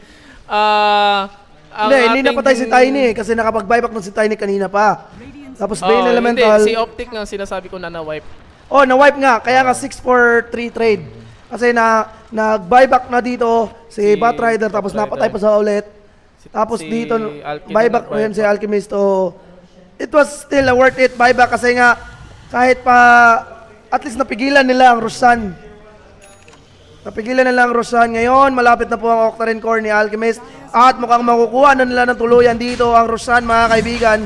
Wala pa po si Noan. Wala pa po si Ramses. So hindi nila kayang pigilan ito mga kaibigan. So shout out muna kay Jeremy Ligutan. At sa mga pro dyan na mahilig kumain ng oats. Nakuha na nga ng tuluyan. Napakagandang BKB sa pag-terrorize. Huli pa dito si Dark Willow. Oh my sakita, God! Grabe naman. At ito, mapapatay si PPD. Buyback by Dark Willow. Mahuli din dito si Vengeful. And Zai will fall down as well. Walang buyback dito. Dalawang support. Gusto nilang i-go. Nakapag-BKB ang ating Tiny. Hinaaras dito si Draw Ranger. Pero meron siyang cheese. Tingnan natin. Mahuli ba siya dito? Nakapag sa shrine? Hindi. 4 stop out. Nice. Ayun. Nag-cheese and hinahabol pa rin siya. Ramses trying to go in. Na-silence. Nako po. Gustong pasukin. Mapapatay si Paikat dito. May BKB na nangyari. Meron pong Finn's Grip. Pero dito si 33. Abutan pa rin. Na-rapture. At mukhang 4 po. Mawawala para sa ating team. OpTic Gaming. Is this going to be another losing game? Grabe naman dito ang patience ni Noan, no? Hindi, inantay niya na tumalon itong si 33 para ma-rapture niya ito si Batrider. Grabe, napakagaling nung hindi man lang nakapag-cast ng lasso itong si Batrider. So, mukhang barracks ito para sa side ng ating Team VP. Akala ko mananalo na. Toss na ito. Tingnan natin, BKB will be pop. Gustong palagan dito. Ramses pumasok dito sa loob. Hinaharas si Vengeful. Pero nakapag-ultimate. Uy. Patay na naman ang 4 dito sa side ng ating OpTic Gaming. Naku po mga kaibigan. Wala talaga. Mukhang dito na nga magtatapos ang second game na ito. Mukhang hindi kaya ni CCNC. Ito, mukhang papasukin na nakapag-cast ng first skill and third skill. Ito si Roger. But the Yules is also going to be popped. The barracks is also going down here on this bottom lane. Wala pa pong Finn's Grip na mangyayari. Terrorize is gonna be casted with the Rapture combination. Nako, lakad matatag. Patay! And it is gonna be pop mid-air mga kaibigan. Paikat nandito na. Nakipagbakbakan pa sila. Now, wala na pong barracks na nangyari para sa kanila. Where the pages is pop. At 4 po na barracks ang nawala sa kanila. So, now, VP gaining another 12k advantage. Napaganda ng ginagawa ng VP. So, veterans gaming talaga. So, the advantage. Sorry. So, yung... grabe ang pinapikita dito ng ating Team VP, no? Sayang naman din kasi yung AGs hindi na maximize dito ng side ng ating OpTic. Pero grabe din ang pinakita dito ng VP dahil recognizing na napop nila yung BKB sa Rosh Pit. Dahil gumamit ng terrorize ito si Dark Willow, ginaw agad nila dito yung OpTic which is the Alchemist and Draw Ranger. Hinabol talaga nila yung draw at doon na nga nagkamali yung OpTic doon. At ayun na veteran moves. Grabe naman talagang eksperyensado itong ating VP with the decision making. My God, guys. So medyo namamalat na ako dito sa sobrang intense ng larong ito. Grabe naman, 20-50 yung score natin with a 14k gold advantage lamang po dito yung ating VP. Pero kung makikita nyo sa solo network, still CCNC is on the lead. Pero kung hindi on the lead itong CCNC, malamang nasa 29k network advantage na ang ating Team VP. Still, he is still carrying this game. Talagang tunay siyang carry. Nahihirapan yung draw hero pick dito. Napakaganda kasi nung Tiny kasi tinatalunan niya sa likod at pinipitas niya kaagad kung sino mang malalambot na maiiwan sa likod.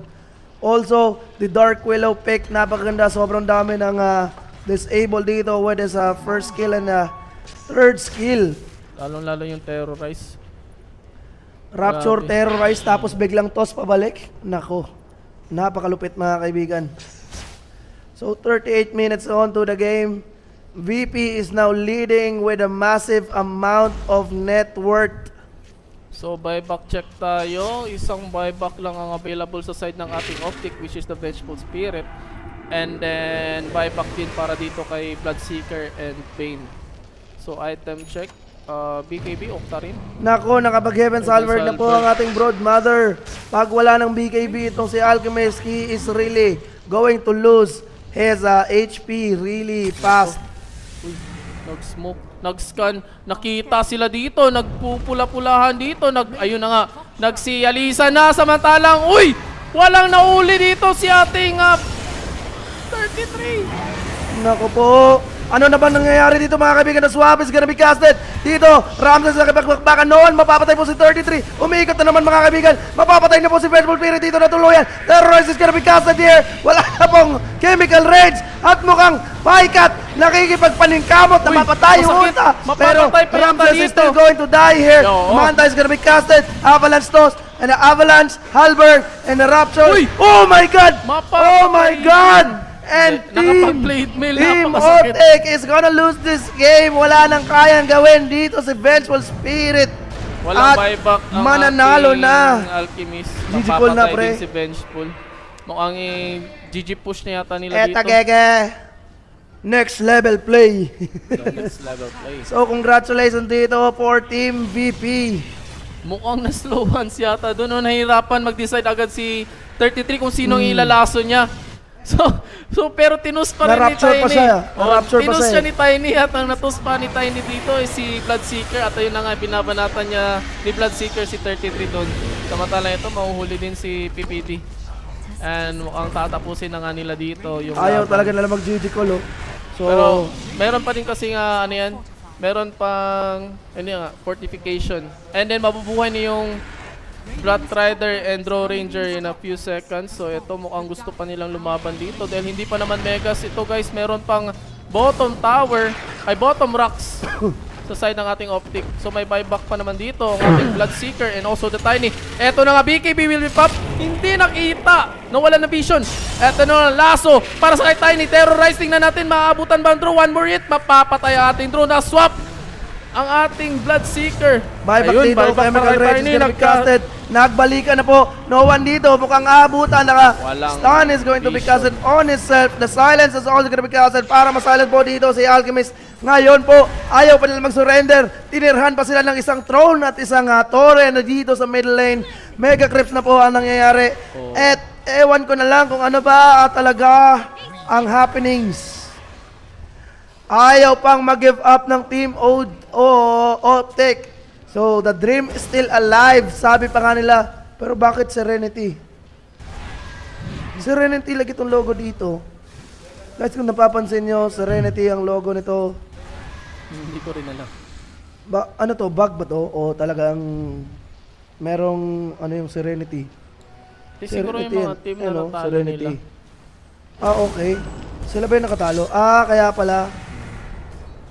Na-knockout nila yung Team Serenity. Okay, pag yung mga teams pala na natalo. So, gets ko na ngayon. Depende din, hindi din natin alam. Baka rin, marami na din kasi natalo itong Team OpTic eh. Tulad ng VP.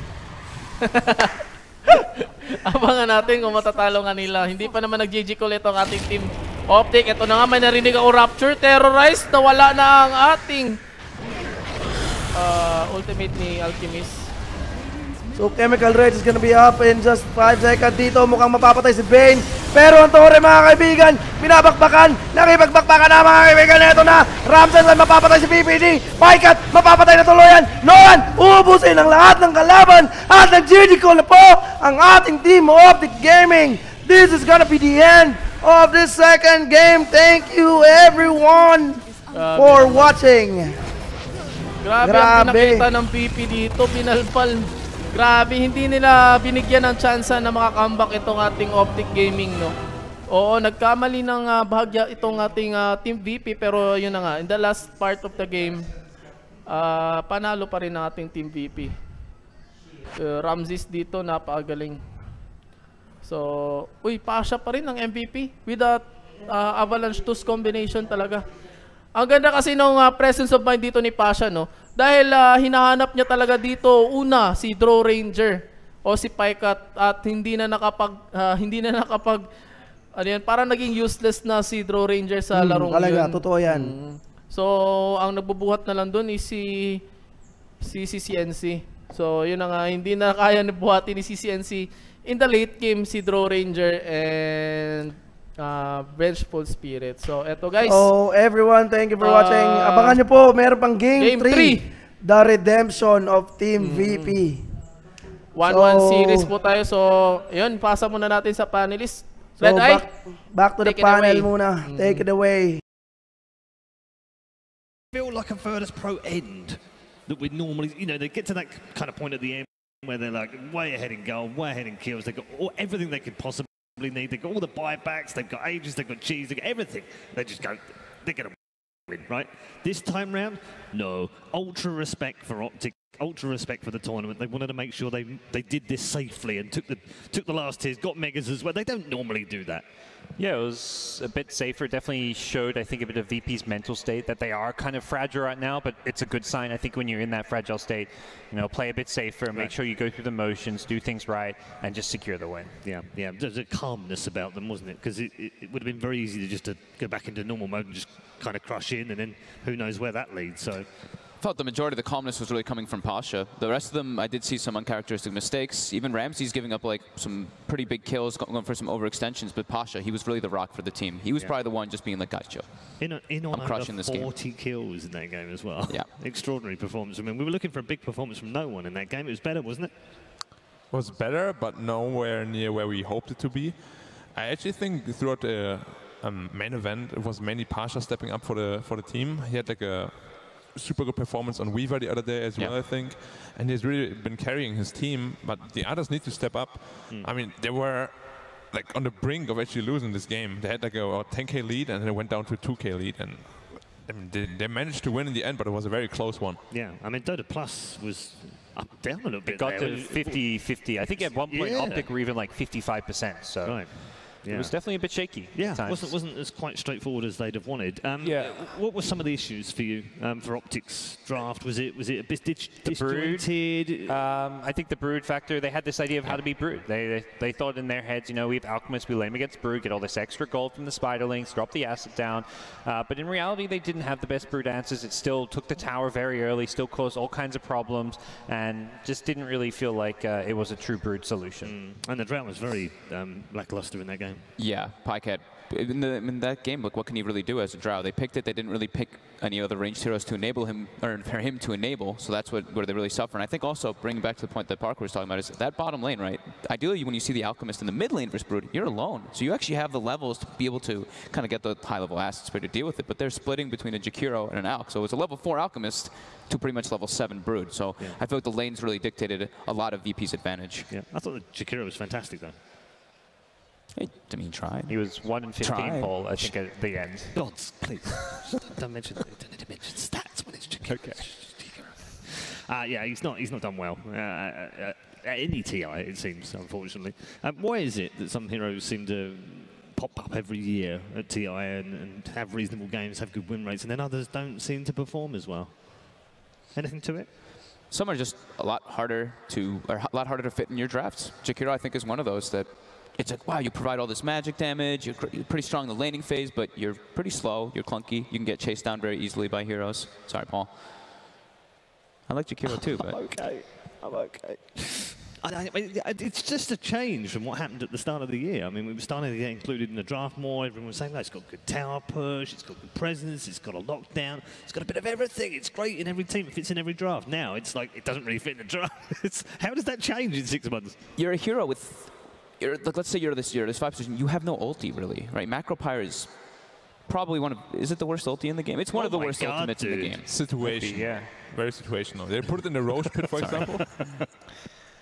if you put it in a Roche pit, for example, right? Yeah, but for the most part, right? But of course, like, you're not like Venge, you're not a Shadow Demon, whatever, with like a really game-changing ultimate. Even when you're Just standing in push-up lanes. it, it feels like Firefly, you know. It's not actually doing that insane damage. Yeah, also true. What's the level 1? 75? 100 maybe? It's 100, yeah. It feels like let's give Jakiro a load of crap. He's garbage, Paul. Let's move on. I'm just waiting for the Arcana. Yeah, in 10 years. I think maybe like TI 70-ish when, you know, everyone else has already gotten Arcana. You know, like, oh, there's Jakiro and like 3 other heroes that no one plays left in there. Underlaw. Yeah. Yeah, could be. Good job from Peter, though, because he's tried this event to try and raise the win rate of that particular hero, but to no avail. Look ahead to Game 3. Questions on both sides, really, for both teams, because that wasn't, you know, wasn't the clean-cut performance we were looking for from Virtus Pro. Sure. I'm going to say the same thing I wanted to say in the last one is I think the second pick is going to be so important in this match. Just being able to get that last pick. Sure, they got the Brute as that 4th pick, but then they're like, oh, okay, we see an Alchemist. We see everything else on the table. We've got a Tiny. We've got ways to work with the Rupture, too. Sure, last pick, Bloodseeker. Yep. And then on the other side of the fence, obviously, some experience in Peter's head. He's been here before. He knows how to draft at this level. He's going to have his own ideas, surely. Yeah, and I think Game 2 at least was a good test whether or not one of his ideas was right. I think it was proven to be not completely wrong, but it wasn't quite as good of a Brute counter as they thought. So he'll have probably a Game 3 strat, go for something a bit more tried, tested, proven, get, you know, Quinn back on one of his classic heroes if possible, and the 10th pick that we've been talking about. If you can get Quinn like a 10th pick TA or something that can just win you the game, that's like an ideal OpTic draft. Yeah. Black, how did you approach these third games when you've had like you've had a loss and then you bounce back and you win? How do you go into the third game? Are you more confident because you won the second game, or is it better to win the first one and then be able to kind of clear your thoughts and get into Game 3? I think most of the time when I lost the first one and won the second one, I also won the third one because you kind of have this momentum. You have a different mindset. You're like, yeah, we actually can beat them. And then the team that just lost, they're like, oh no, now we need to adjust to them. And it's rough when you're down. I think not only in Dota, but also in other games too. If you win the game just before the final game, you usually have this like momentum that just carries you like, through the series. Yeah, I wonder it's a real thing. Yeah, I wonder if that plays out. Was it the same for you? Yeah, if you lose the first one, if you win that second one, you feel much more confident going into the third one. Yeah, and that's, I guess, what the boys are going to be talking about backstage now with Virtus Pro, isn't it? They're going to be saying the same kind of thing. Look, we've got the momentum now. We know how to win. We've unlocked the key again. Remember, we haven't lost to these guys in 10 games before. We've got all of them. All those things come out now, don't they? Definitely. Yeah. What would you be saying to them, gods? Jayo. Jayo, yeah. I think this. I don't think I could offer anything strategic. I'll tell you that first. These guys are much more well versed when it comes to Dota strategy and drafting, but I think it really is the mental game at this point. Just focusing in on Game 3, trying to forget the losses, and really just making sure you cover your bases. For some of those cheese strats, the Huskers, the Broods, etc., that will pop up, and if you don't have an answer, you can just win a game off of it. I'd probably give Pasha a big hug and just be like, just keep doing you, man. Boris is already giving him the hug. They've got plenty of coaches behind there. It's no problem. You know, you probably also noticed, but in this series, maybe you come in with like, wow, first pick is really good, and then you get like destroyed by the second pick, and then it completely shifts from, oh, we really need the second pick. And it happens in so many games where it just like completely shifts, and it's like really interesting to see like how teams suddenly prioritize like the other side of the coin. Yeah, I like that as well. OpTic don't have a coach, so presumably it's Peter backstage giving them the finger, and you will do this, we're going to do this, and we're going to do that. What's he saying to them? I mean, it looked like they all had a good amount to say there. I saw PyCat, as soon as the game ended, he started turning and looking at Peter and had some words. So I think it's probably between PPD and PyCat mostly having that conversation. Experience, exactly. I think they'll be debating the draft a bit, but at the same time, Peter, even in their losses, looked very calm. I think that's the difference between like the TI4, TI5 PPD with EG. I think he was a much more like strict leader. Here he just seems more laid back, like, look, we're gonna, do our best, play. He seems more willing and accepting of losses these days. Is that the reality of where they're at right now? Does he understand that this is a work in progress? This is an early formation of what could be a super team later on down the line? Potentially, when he formed this team, it wasn't with like those superstar players. You look at CCNC, PyCat; these guys are great core players in their own respective right, but they're not really, considered top 2, top 3 in their roles in the world by any means. So, I think there was this lower expectation on the team, and they've been an underdog throughout the year in a lot of tournaments. All right, our teams are headed back inside the Rogers Arena for game number 3. That's right, ladies and gentlemen, we get another game. Lucky old us. Not lucky older teams, though. I'm sure they're going through it right now as they head back to their pods to get ready for the third draft. OpTic on their way back as well, having won the opening game and fallen down in game number 2. Over 60 kills on the board from Virtus Pro in that second game. What looked like a very one-sided game, but actually it really wasn't. It was a lot closer than the stats suggest, that's for sure. It was scrappy. Yeah, very scrappy, but you know, they'll be fine with that. OpTic will look at that and they'll be, no problem. We tried something, it didn't work, we'll bounce back and we'll go again. We haven't really talked about their team lineup too much. I want to talk about Ncgc because he's a chap that was kind of critical last year. There was some of the matches that he played, people were a bit critical of him, and then he kind of had a quiet middle of the year, and then towards the end of the DPC, people really started to like the fact that he changed his play style. Some of the heroes were different. The way that he played with the team was very different. How do you rate his TI experience? Because it's obviously a big platform for him. I think he's had his ups and downs, like most players. I think that's the beauty about this tournament is all these players, they learn so much even when you're here. Like these last 2 weeks, even like before this, they were all practicing together, but then you get to TI and you really start to understand what the other players are trying to do. You learn quite a lot just in any type of 1v1s, and I know for a fact, I actually got to talk to Quinn, that he's been practicing 1v1s in between. Right. So it's not like he goes back after these games are done and he's resting. No, he goes and he's like, hey, ZYD from Serenity or something. Let's play some one-on-ones. Yeah. So he's been very adamant about just getting better, and he's a hard worker. Yeah, yeah, definitely works hard. I guess if we were going to outline a star on the team, Gods, it would be 33, wouldn't it, from the last 6 months? At times, it feels like with OpTic, everyone's had their moment. I think that's a good thing and at times a bad thing. They don't have that one superstar player that you always look to, but 33, I think particularly because of some of the niche heroes he plays, has won them a lot of games, and some of their best tournaments have been when, you know, he could pull out a Visage, a Lycan, a Brood, and just get OpTic free wins against top teams in the world. Like, that's where I think he made a big name for himself. And then there's been times, you know, Pycat's been like the carry player that would win them games, his Morphling at times, CCNC, his TA. So every player, I think, during different periods of this OpTic's kind of streak during DPC has had times where they were the carry of the team.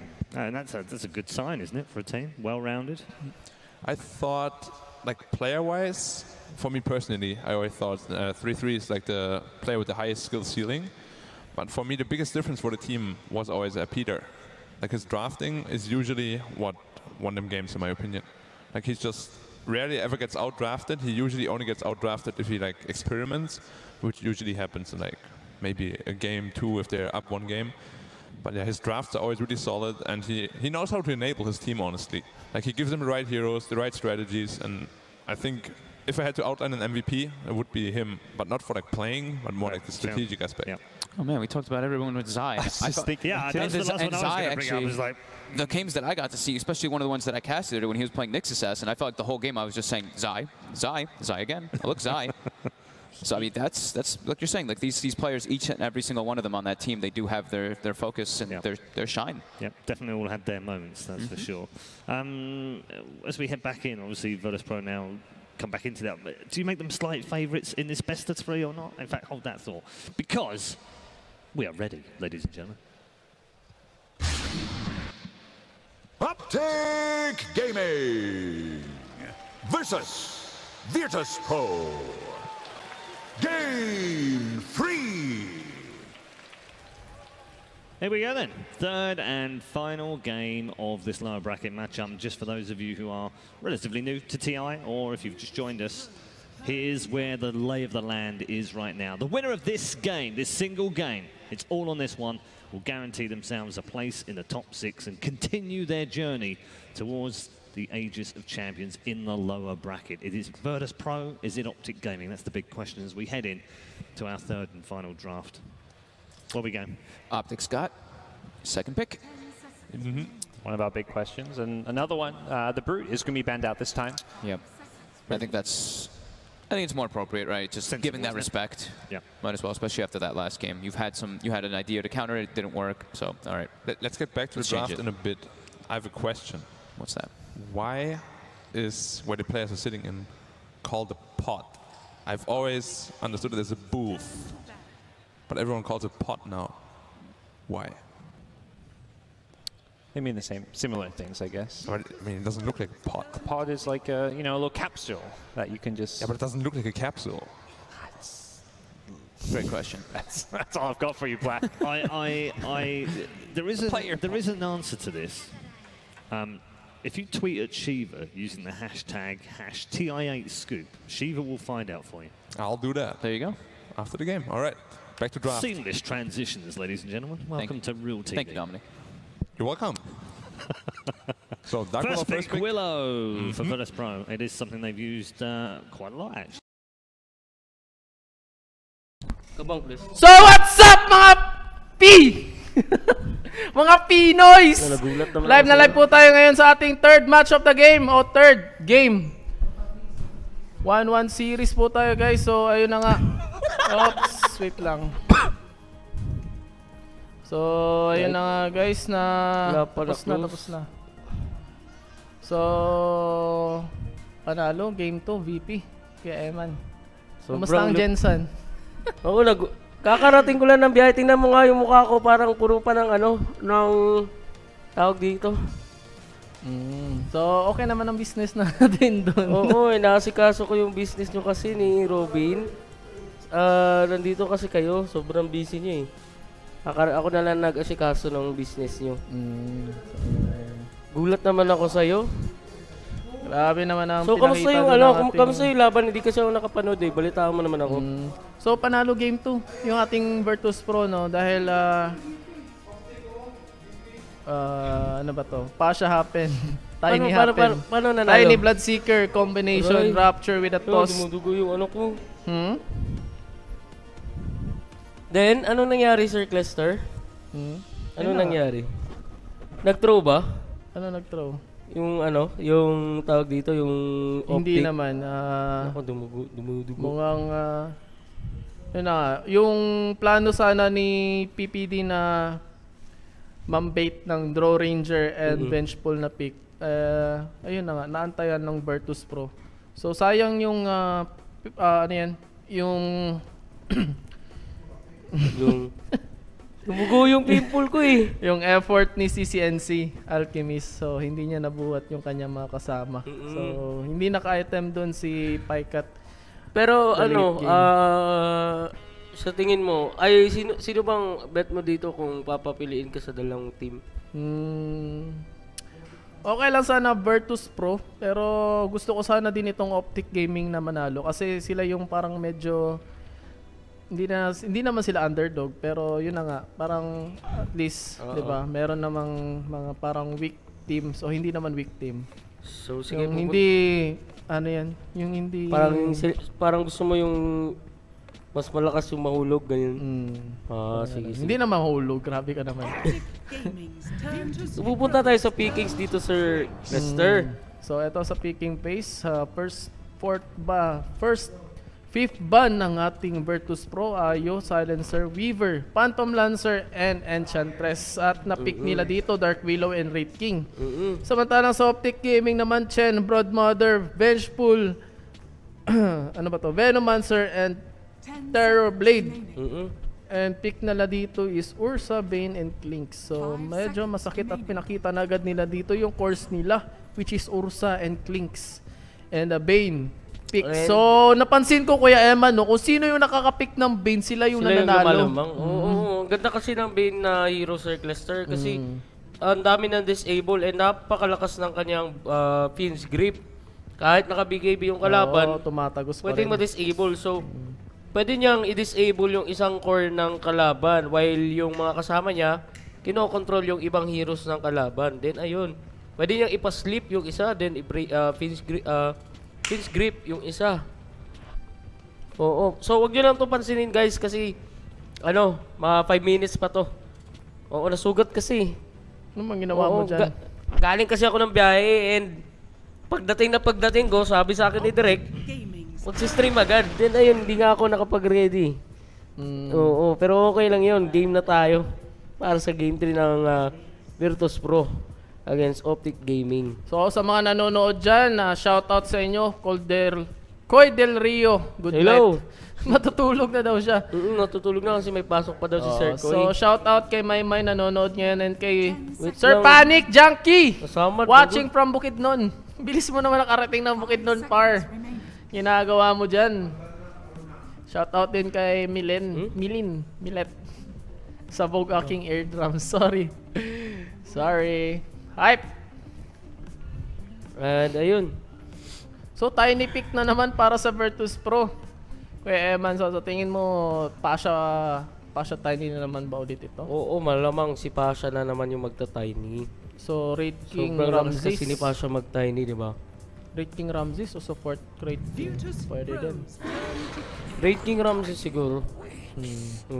So, kasi ayun di na ganong pinipick as a support si Raid King Sir plus star. So ayun na nga pinakita na agad dito ng both teams yung kanilang core. Raid King and Tiny. So Tiny hindi pa naman sure. Pwedeng support pero mas malaking chance na maging core itong Tiny or offlane Tiny. So andayong fourth pick ng ating OpTic Gaming. Virtus Pro, abangan natin kung ano ang magiging fourth pick nila. Yes. So meron tingin ko pipick nila dito is mid. Naban ba yung Broodmother? Maaring pwede ulit mag Broodmother yung Virtus Pro. Nako. So mamamahinga daw muna si Kuya Robin, guys. Sobrang na-intense yung laro kanina at medyo nagkaubusan ng boses. Sobrang hype kasi ni Kuya Robin kanina. Napaos tuloy siya kakasigaw. Dahil sobrang intense ng game kanina. Shout out sa mga SGKY boys, lalo na kay Kuya AJ Droga, sabi ni Paul Patricio. So shout out sa inyo sa mga nanonood dyan. I-share naman po ng live stream natin. So para madami na naman tayong makakapanood dito. So Nature's Prophet, fourth pick.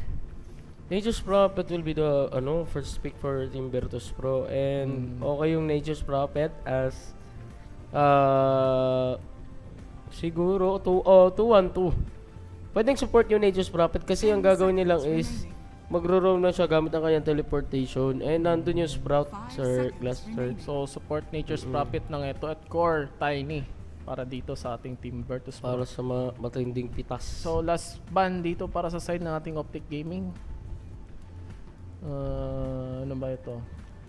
Ano kaya ibaban nila? Pwedeng mid Pwedeng mid, pwedeng Broodmother, iban nila. Or nakaban ng Broodmother. Sila mismo ayun pala nakita ko mismo nagban. Dapat kasi talaga nilang iban yan. Isa sa pinakamalakas. Mid lane yata yung ibaban dapat dito ng ating OpTic Gaming kasi wala pang mid, parang wala pang mid dito yung OpTic And kung i-mid man nila yung Tiny, medyo lugi yata siya kung Clinks yung magmi-mid dito. So tingnan natin last ba ng ating Team Virtus Pro. 10 seconds remaining. Team Virtus Pro, tingin ko ibaba nila yung Alchemist na ban na ba? Wala pa. Pwede din Alchemist. Pwede din Alchemist. Offlane Ursa. Ayun, Scar. Scar will be nila the fifth ban. Ano ba magandang hero pick dito ng ating OpTic? Samantala ito, last pick para sa ating Virtus Pro. Tingnan natin. Watching from house, nagpapahinga na. Nilalagnat na ako sa sobrang hot ng laban. So, grabe naman si Papa Robin. Parang rocket yata yung sinakyan niya. Nakauwi agad sa bahay nila. Siguro sinakyan niya yung parang nagkasali silang kayo Baka siya yata magmamanage ngayon sa business niya. Ayun yun nga yung plano uuwi muna siya kasi magpapahinga siya sabay pupunta siya doon sa business niyo. Saan nga ba yun? Hindi ko alam Kala ko ba kayo may-ari nung Pier 8? Pier 8 ba yun? Ano man? Sigudo at saka ano pa yun? Discorama? Grabe naman kayo. Yun di ba yung Yung Sir Eman, bakit pa kayo Sir Eman? Ang yaman-yaman nyo naman pala. Meron pa kayong isa ka pang handler. Matinik na handler dito sa Pilipinas. So guys, sa mga nanonood dyan, kung kailangan nyo po ng happy time contact nyo naman po si Kuya Eman dito. So alam nyo na yan. Baka ikaw. Ito, last pick ng Virtus Pro, Necrophos. So, sino ba to? Uy, Lina. Napaka-hard ang pick dito para sa ating Team OpTic. So, tatapatan ni Lina. Uy, Ramses Necrophos. And mukhang magiging rating pa siya. Tiny mid. Normally. Klinks. Oy, Lina mid. Paikat, Klinks, Ursa, offlane. So, pakilala natin dito sa side ng VP. Roger is Dark Willow. Pasha naman is Wraithling. No one is Tiny. VP. Solo is Nature's Prophet. Ramses is Necrophos. Samantalang sa side naman ng OpTic, pakilala mo kay Eman. At sa OpTic Gaming naman ay ang Ursa, si 33. At si Peter Pandam ang Bane, si PPD. Paikat on Klinks. Zion Undying, NCC para sa Lina. So, ayun. Excuse me. At binabati ko nga pala si Attorney Larry Gadon. Oo, na nanonood din ngayon. Bumubulong sa amin dito. Gusto niya, may gusto siyang ipasabi sa mga viewers natin, pero hindi natin pwedeng sabihin yun dito.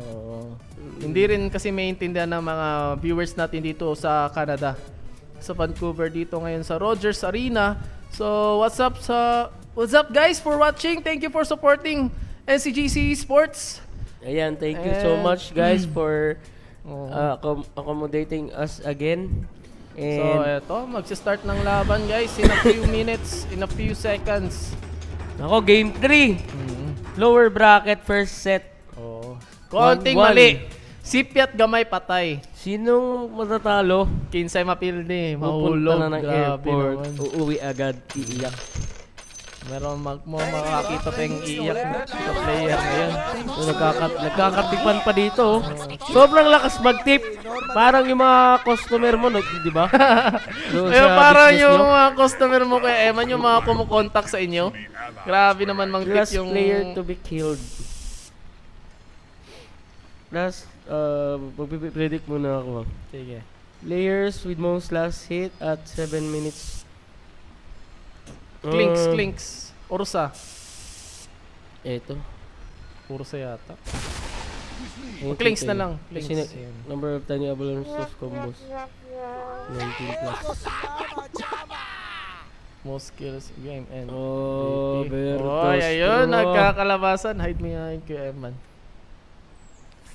So, eto.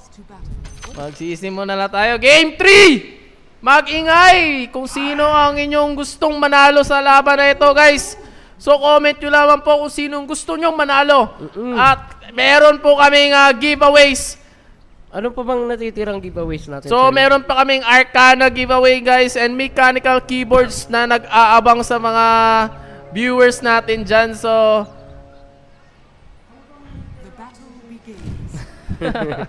at ayan mukhang mananakaw ni Z. Ay, dalawang ayun, nanakaw nga ni Pasha. OpTic. Delikado si Solo dito, isa pang tira. Hindi na nila i-go. So, ayun, tig-dalawang run lang para sa magkabilang team.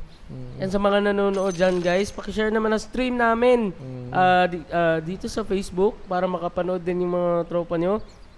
And kasi baka naboboard sila, gusto nila manood ng TI, share na para manalo din kayo ng Arcana at mechanical keyboard. So, Zai dito sa top lane and Paikat against Solo and Ramses. Uy, ang sakit. Dalawang range para sa Virtus Pro. Mukhang na-block pa dito. Uy, akala ko may ipit. Nabubuli ni Nature's Prophet yung Undying. Gamit ang kanyang Nature's Attendant. Pero Attendant. Nature's ko. Ginawang Enchantress yung Nature's Prophet. Di ba si Enchantress yun? Habang sa bottom. Ay, nako. Mahilig daw kasi si Sir Clester sa Attendant. So, sina-shoutout namin dyan yung mga attendants sa Net Central, Jensen, and sa lahat po ng Ncgc branches. So, thank you for watching, guys, and thank you for supporting Ncgc Esports. So, support and share our stream. So, eto, sabi naman ni Hernan Wong, VP daw siya.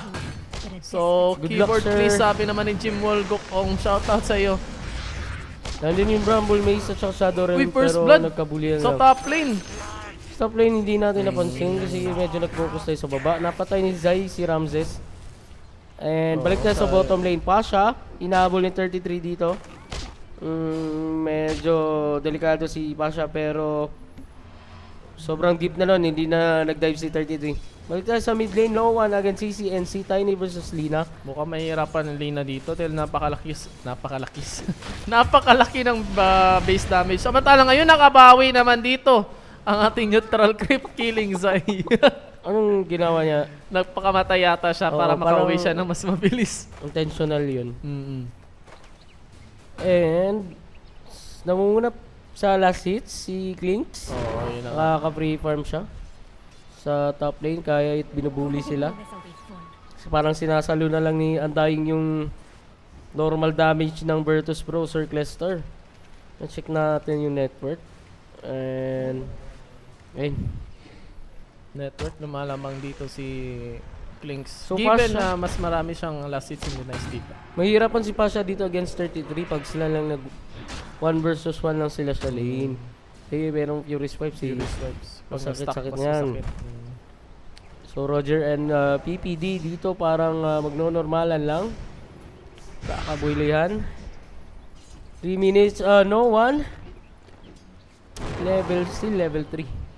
Pero magle-level 4 na din naman. Tiny meron ng battle dito. Malulugi siya dito pag wala siyang mga hindi niya bibitawan yung hindi niya i-spam yung skills niya against Lina kasi nandun yung Dragon Slave na sobrang sakit.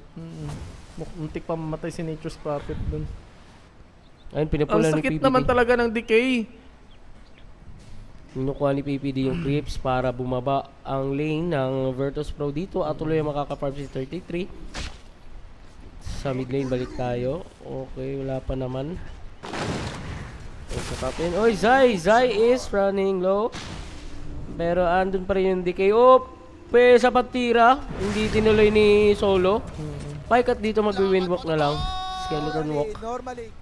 Nako, umaabante yung Virtus Pro dito, Sir Clester. Parang yung business nyo, talagang umaabante sa sobrang lakas. And gusto kong batiin pala si DJ Robin. But before yan, nandun yung Rate Fire Blast. Out. Rumble Maze. Uy! Pero akala ko namatay. Easy TP samantalang sa top lane pala yung nakapatay. Links. Going down. Sobrang bilis na reaction ni ni Ursa. Naka-TP agad siya kasi alam niya wala nang nakakommit na yung stun dito and yung Rumble Maze. Ayan, Virtus Pro. Gusto nilang i-push agad tong top gamit ang Nature's Call. Naabante talaga at binubuli si Paikat sa lane. 33, Peter Pandam. Sir Clester, ano bang iniisip mo about sa game na to? Iniisip mo ba kung ano mangyayari mamaya? Tingin ko mid-game parang lalamang dito yung side ng ating OpTic Gaming. Pero ito, tingnan natin na the bottom lane. Ayun, pinatulog.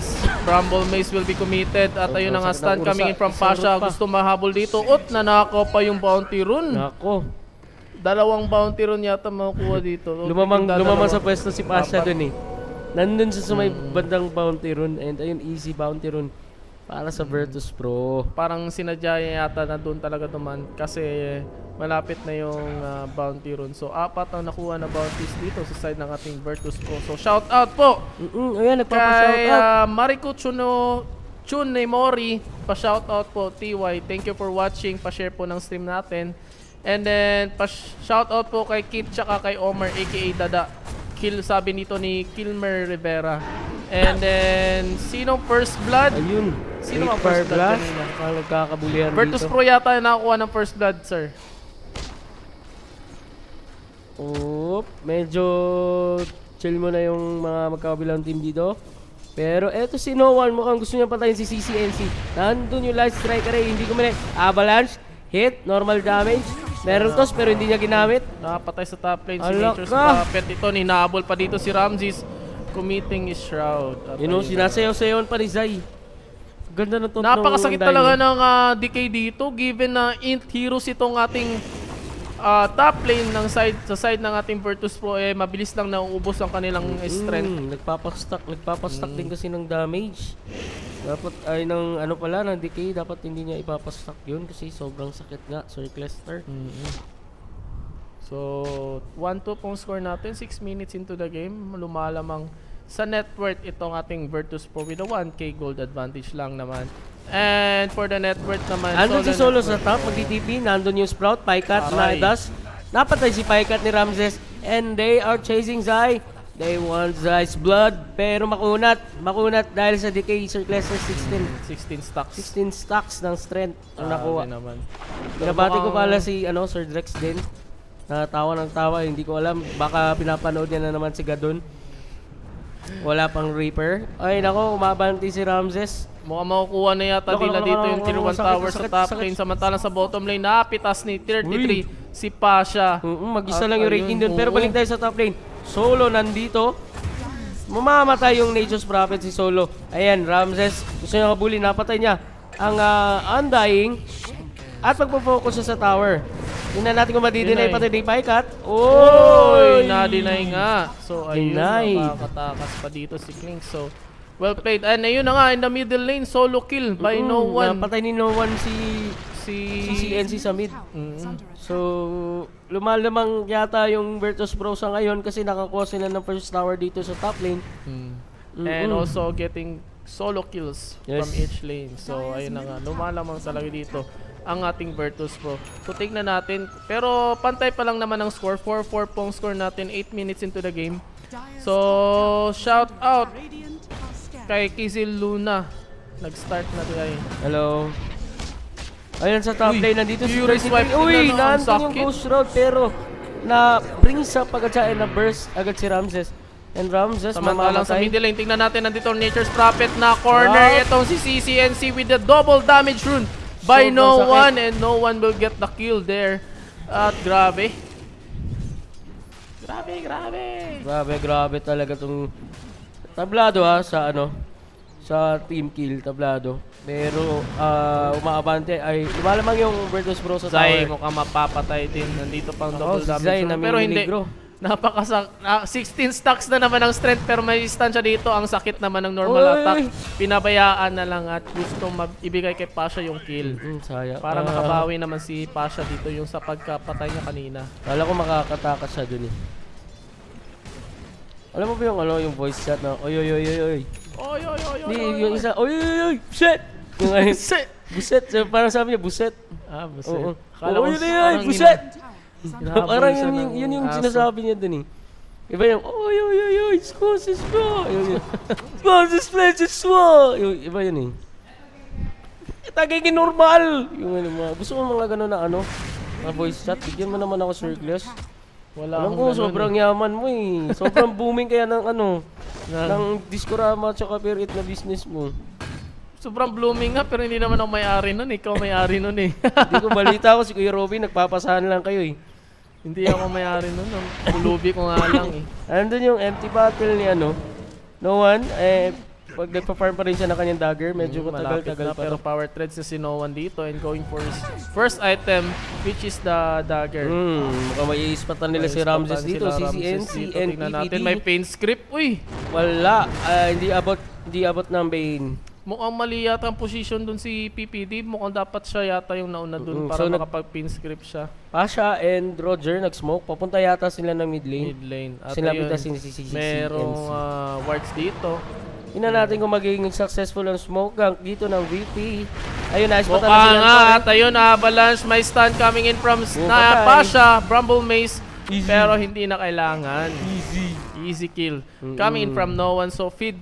Mukhang napifeed na dito si Lina with a 0-3 standing in the middle lane. Si Lina kasi masakit yan kung wala kayo sa lane. Pero pag yan nalapitan, Zai nahuli na naman sa bottom lane. Tingnan natin mako-commit ba dito yung Reaper set at ayun na nga. Uy!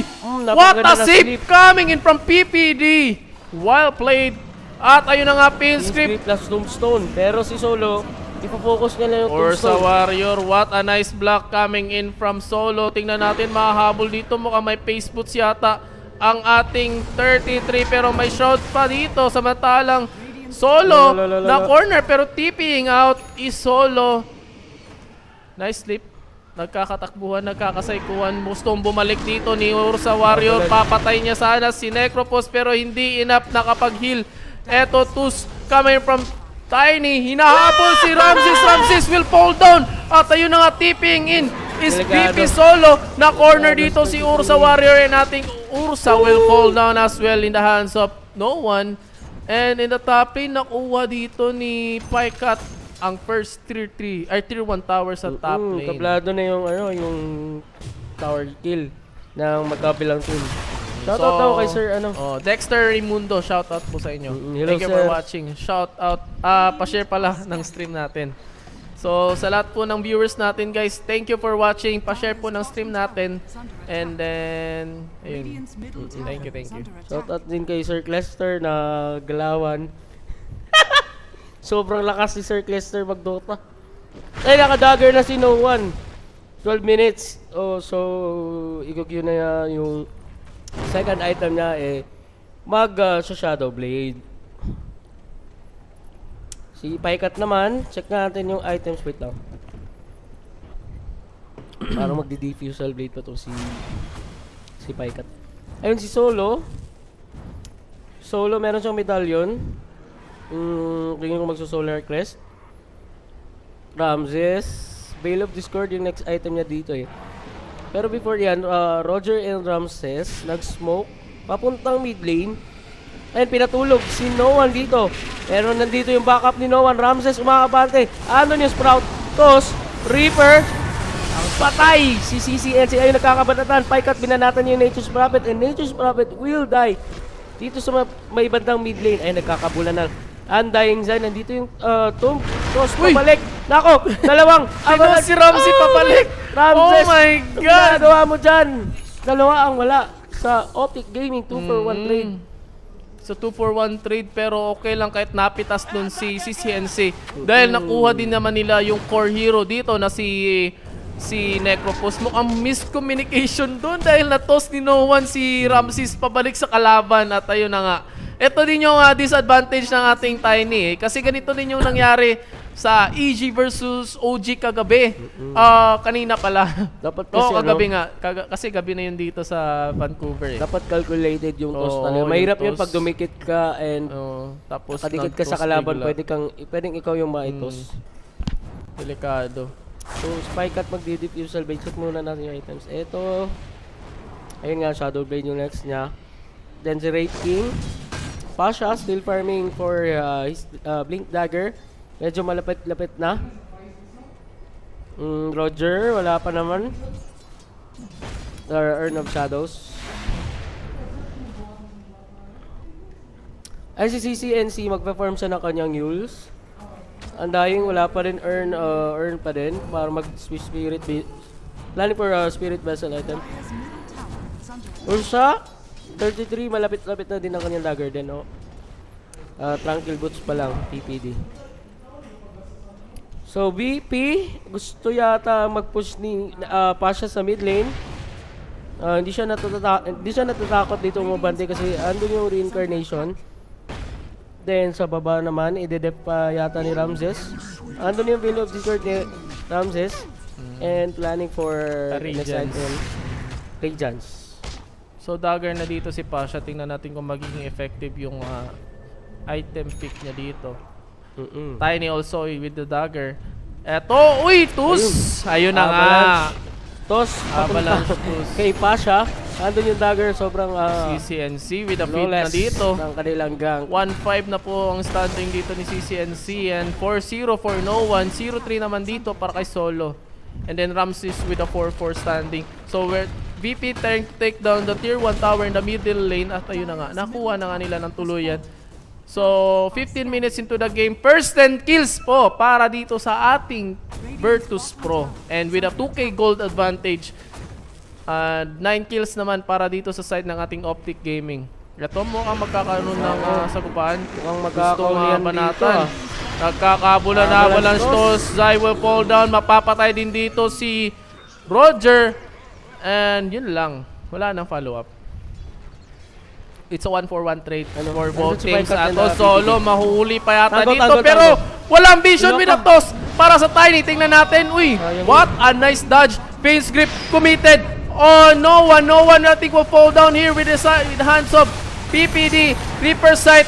Pero hindi pa mapapatay si Paikat. Raid King. Reincarnation will be pop. Stun at mauhuli din dito si Uru sa Warrior. Samantalang Paikat na ipit. Ay, nako, delikado. Mapapatay din. with a slip. Tingnan natin, mahuhuli ba? Tombstone will be committed. Double stun for Lina. Tingnan natin, mapapatay si Solo.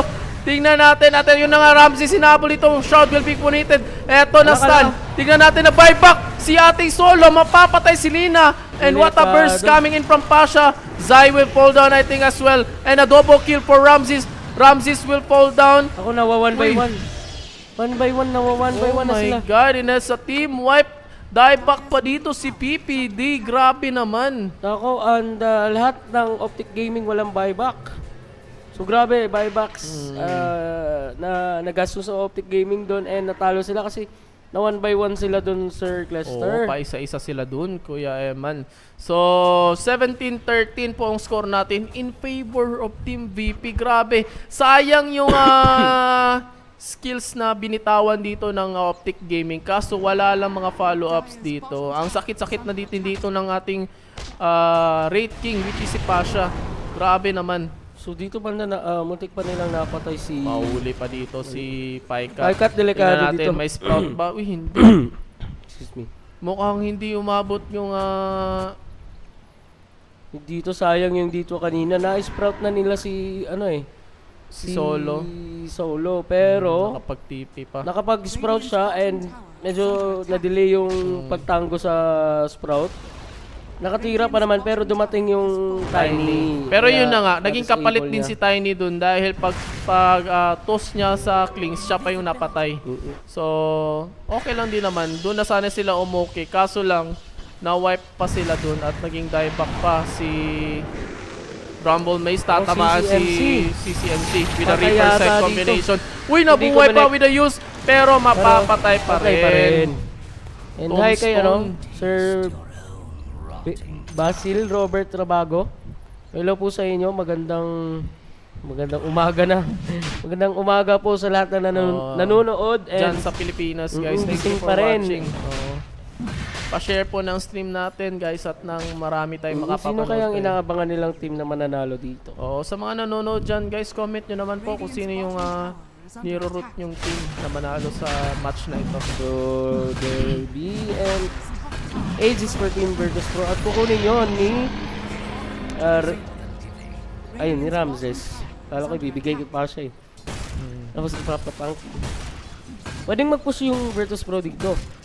Dahil meron silang Aegis and yung OpTic Gaming parang kulang sa buyback. Wala halos yata. Walang buyback and then... Si Ursa lang yung may buyback. Pero hindi enough si Ursa. At yun, mapipitas pa si PPD dun sa bottom lane. Ako napita si PPD.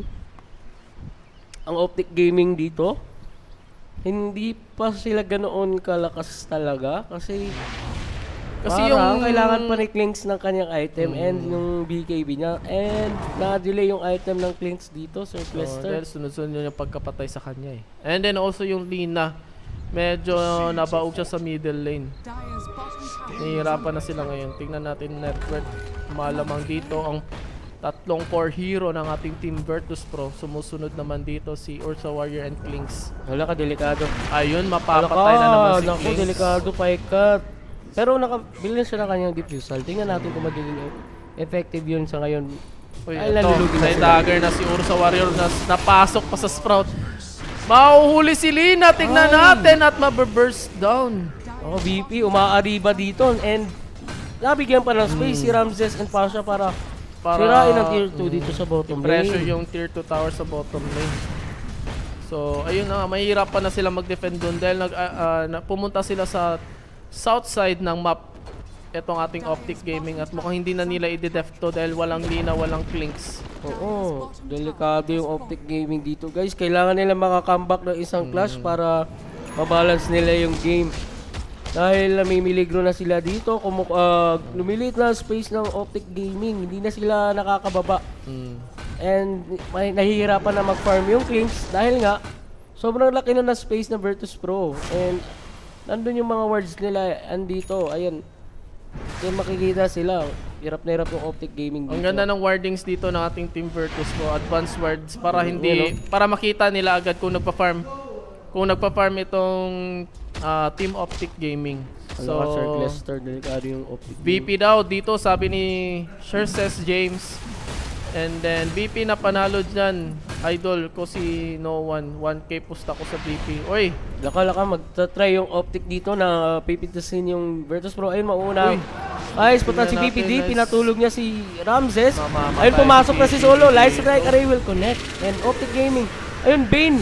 Patay yung Bane. And Lina susundan. Delikado yung OpTic dito. Namimiligro. Kuya Clester, anong nangyayari sa OpTic? Huli pa si Klings dito. Tingnan natin kung may vision ba. Hindi, inahabol dito si Zai. Reaper sight will be committed. Yun na nga, mapapatay nga ng tuluyan dito si Zai.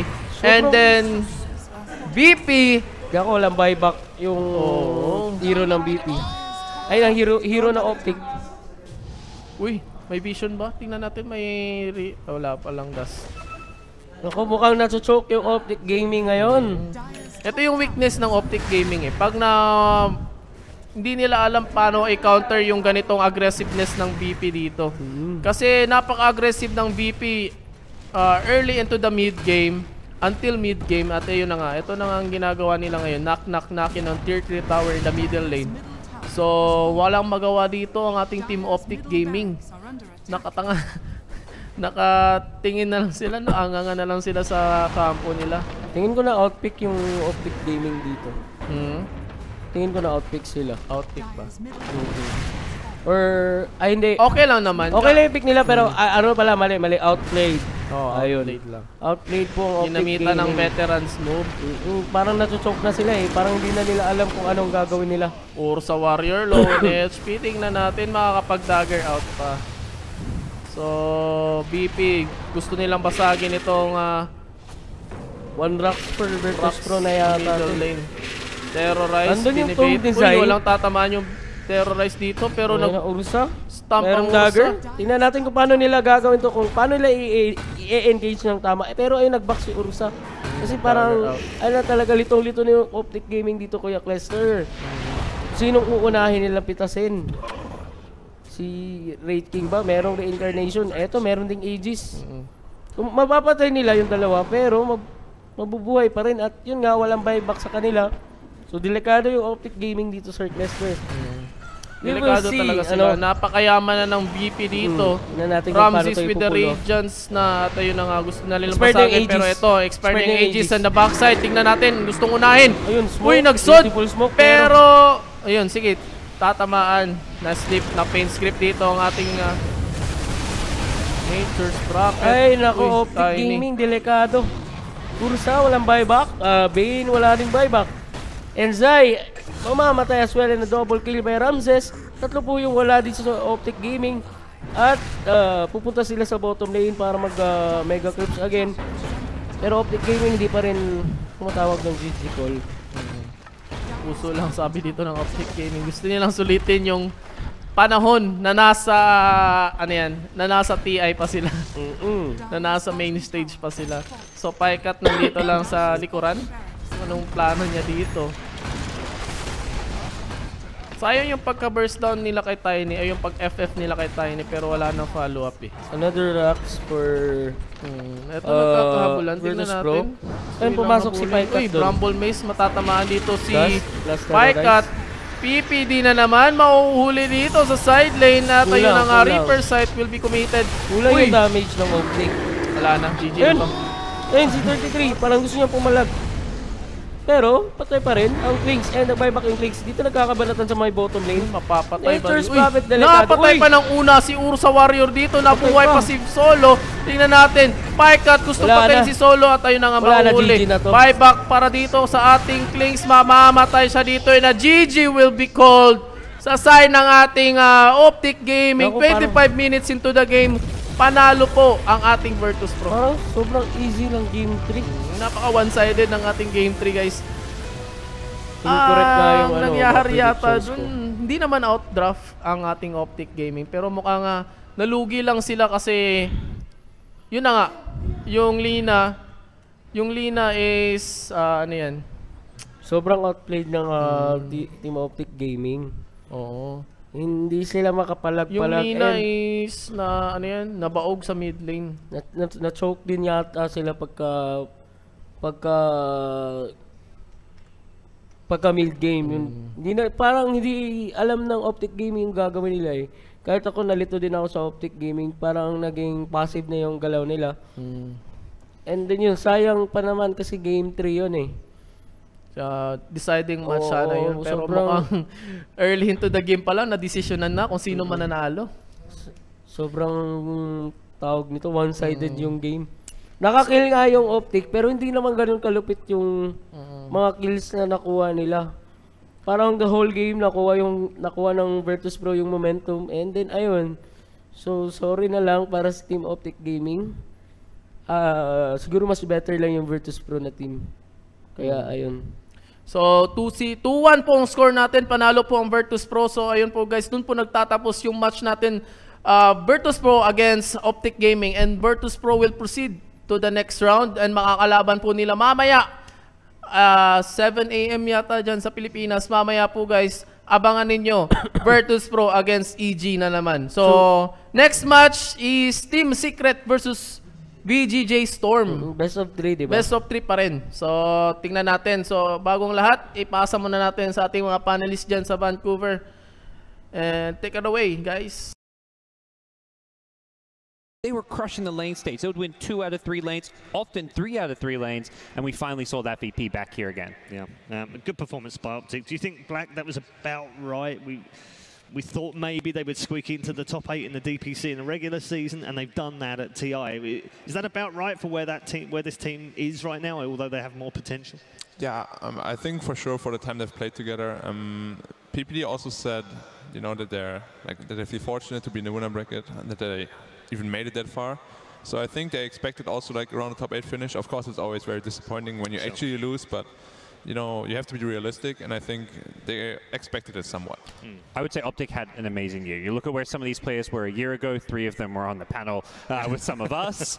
They weren't playing at TI. The one guy who was 33, he was in one of the teams that got eliminated in the group stage, only won, I think, 1 game in the entire group stage, and then you had Zai who'd taken a year off. So they came into this season, I think, as a team with pretty low expectations from the outside, and they did amazing. I got to say, OpTic have impressed me. Yep, definitely did well at the latter end of the DPC as well. And Trent, good stuff to look forward to from them. I think, unlike some of the teams who maybe have left and are disappointed, genuinely disappointed, these guys maybe aren't as disappointed at finishing top 8 because they do look like they've got a bright future if they can stay together. Some teams, yeah, you see them end TI and you go, okay, you start thinking about Shuffle. That's the first thing that comes to your mind. It's like, oh, I wonder if he's leaving, what they're doing. When I think about OpTic, I don't really see that. At least that's not my first impression. I feel like it's something they want to keep building with. Yeah, absolutely. All right, we're going to get more thoughts from all 3 of you in just a moment. But let's bring in Casey right now, who is going to interview our winning captain of that lower bracket match. He is with Solo right now. Actually, we grabbed no one who is just as amazing. Congratulations. Thank you. So this is obviously a history between these 2 teams. OpTic Gaming until game 1 of this series hadn't been able to beat you in 6 months. What do you think the difference was with that game, and how were you able to come back to take the series? In first game, we totally lost the draft in that way that we can't play actually. Well, no matter what gonna happen in the game, but it was lost. Only if I would win as ZK mid lane to Huskar. It's hard, but it doesn't work. You are 1 game away from elimination. You have some tough teams to face ahead, but you've been playing really well. What is your confidence level as you prepare to face EG? Roger. It's all about Roger. That's our confidence about EG. That's your confidence? Yes, of course. Can I ask you about Boris? Yeah, of course. How much of a difference maker is Boris for you? First game was no Boris. That's all. Boris needs to come back for game 1 in the next series. He actually came in at second and third game. Oh, I saw. But where is he now? Won. Where is he now? He's smoking, I think. What an unhealthy bear that bear is. Something I've always wondered when I come to TI, we all watch all of the games pretty closely. You had a day off. Do you check in with the different scores, or are you watching every minute of the games to analyze your opponents? Yesterday we was at the arena until like 9 p.m. from 10. Yeah. Whole day. We just watch the games because it's amazing actually. At the TI it's totally different. So, like the crowd, like LGD, they just whole crowd, whole arena. It's amazing. How does that feel to just be a part of that? It's pretty cool. Yeah. But they screaming LGD, not VP. Well, maybe you can change that. Of course, we'll see. Also, as he sat down, I told a really terrible joke, and he asked if it was an American joke, and I said yes. Do you think we Americans are funny? I don't want to answer this question. I'm gonna take that as a no. I'm gonna tell you a joke that's gonna make you laugh at one point. Okay? All right. Oh, a pirate comes into a bar. He has a steering wheel attached to his crotch. I heard this one. You don't want to hear the punchline again? I heard it. I heard it. I heard this one. Oh. This joke. I heard. Yeah. It. So you, GG. Dude, I love it. For those of you who don't know the joke, the punchline is, oh my gosh, you have a steering wheel attached to your crotch. And the pirate says, I don't remember. Arr, it's driving me nuts. Ha ha ha. Ho ho ho. And a bottle of rum. That was good. See? You heard it here first. We made no one laugh with our terrible American jokes. Congratulations. Congratulations, everyone. I hope we get to talk to you guys again soon. All right. Thank you. Back to you guys. Well done, Casey. No, where's your joke? Top-notch joking. Should I go? Yeah, it's all good. Well Probably. done. Thank you, no one as well. Brilliant. He seems in good spirits anyway. That's good. It's not a good sign when these guys are playing for like millions of dollars and they just laugh the entire time in there and you can't even get one crack out of them. You know, Yeah. they're just spamming that chat wheel the whole time. Yeah, absolutely. Yeah, I mean, tough crowd. Tough crowd. Yeah, poor Casey. That's what we say after that one. There's an element of relief, I think, on his face though in that interview. There was thank God we've got through that one because that was a potential banana skin for them, wasn't it? Yeah, it's I think reassuring that he just you look at game one, they just point to the draft and say, hey, 10-pick Husker, we lost. Yeah, it was 2-1, potential slip up for them, but they got through, and I'd say all in all, it was a more convincing 2-1 than other 2-1s we've had here. Yeah, definitely. That last third game, Black, was much better, wasn't it? More like we're used to seeing from them throughout the season. Yeah, it feels like they were upgrading from game 1 to 3. Game 1 was very bad. Of course, the draft was also very iffy. Second game, they made a lot of mistakes, very uncharacteristic. And third game, they played like the old VP. Very nice to see. Dominating the lanes, dominating the game, having that confidence to really just like bring it to them. And it was very nice to see. All right, we're going to do something that has become tradition at the International. We like to hear from the teams that have gone out of the tournament as well as those that have advanced. And this man is no stranger, unfortunately, to these kind of interviews. PPD is with Machine right now. Yes, I'm joined by PPD, and he just looked me in the eye and told me to be cheerful. So I'll try. I'll do my very best. But, I mean, well, let's start from the top. First TI back, and it's a top 8 finish. How you doing about that? How you feeling about that? I guess looking back, taking not playing Dota for a year and then making top 8 at TI is quite the accomplishment. I think that we could have maybe gone farther today, but unfortunately we just weren't the better team in that third game. Yeah, and that's what I wanted to focus on. I mean, Virtus.pro, they're a team you have struggled against historically. They're a strong opposition. You know, how did you feel about this game? Is it just game 3 that's lingering in your mind?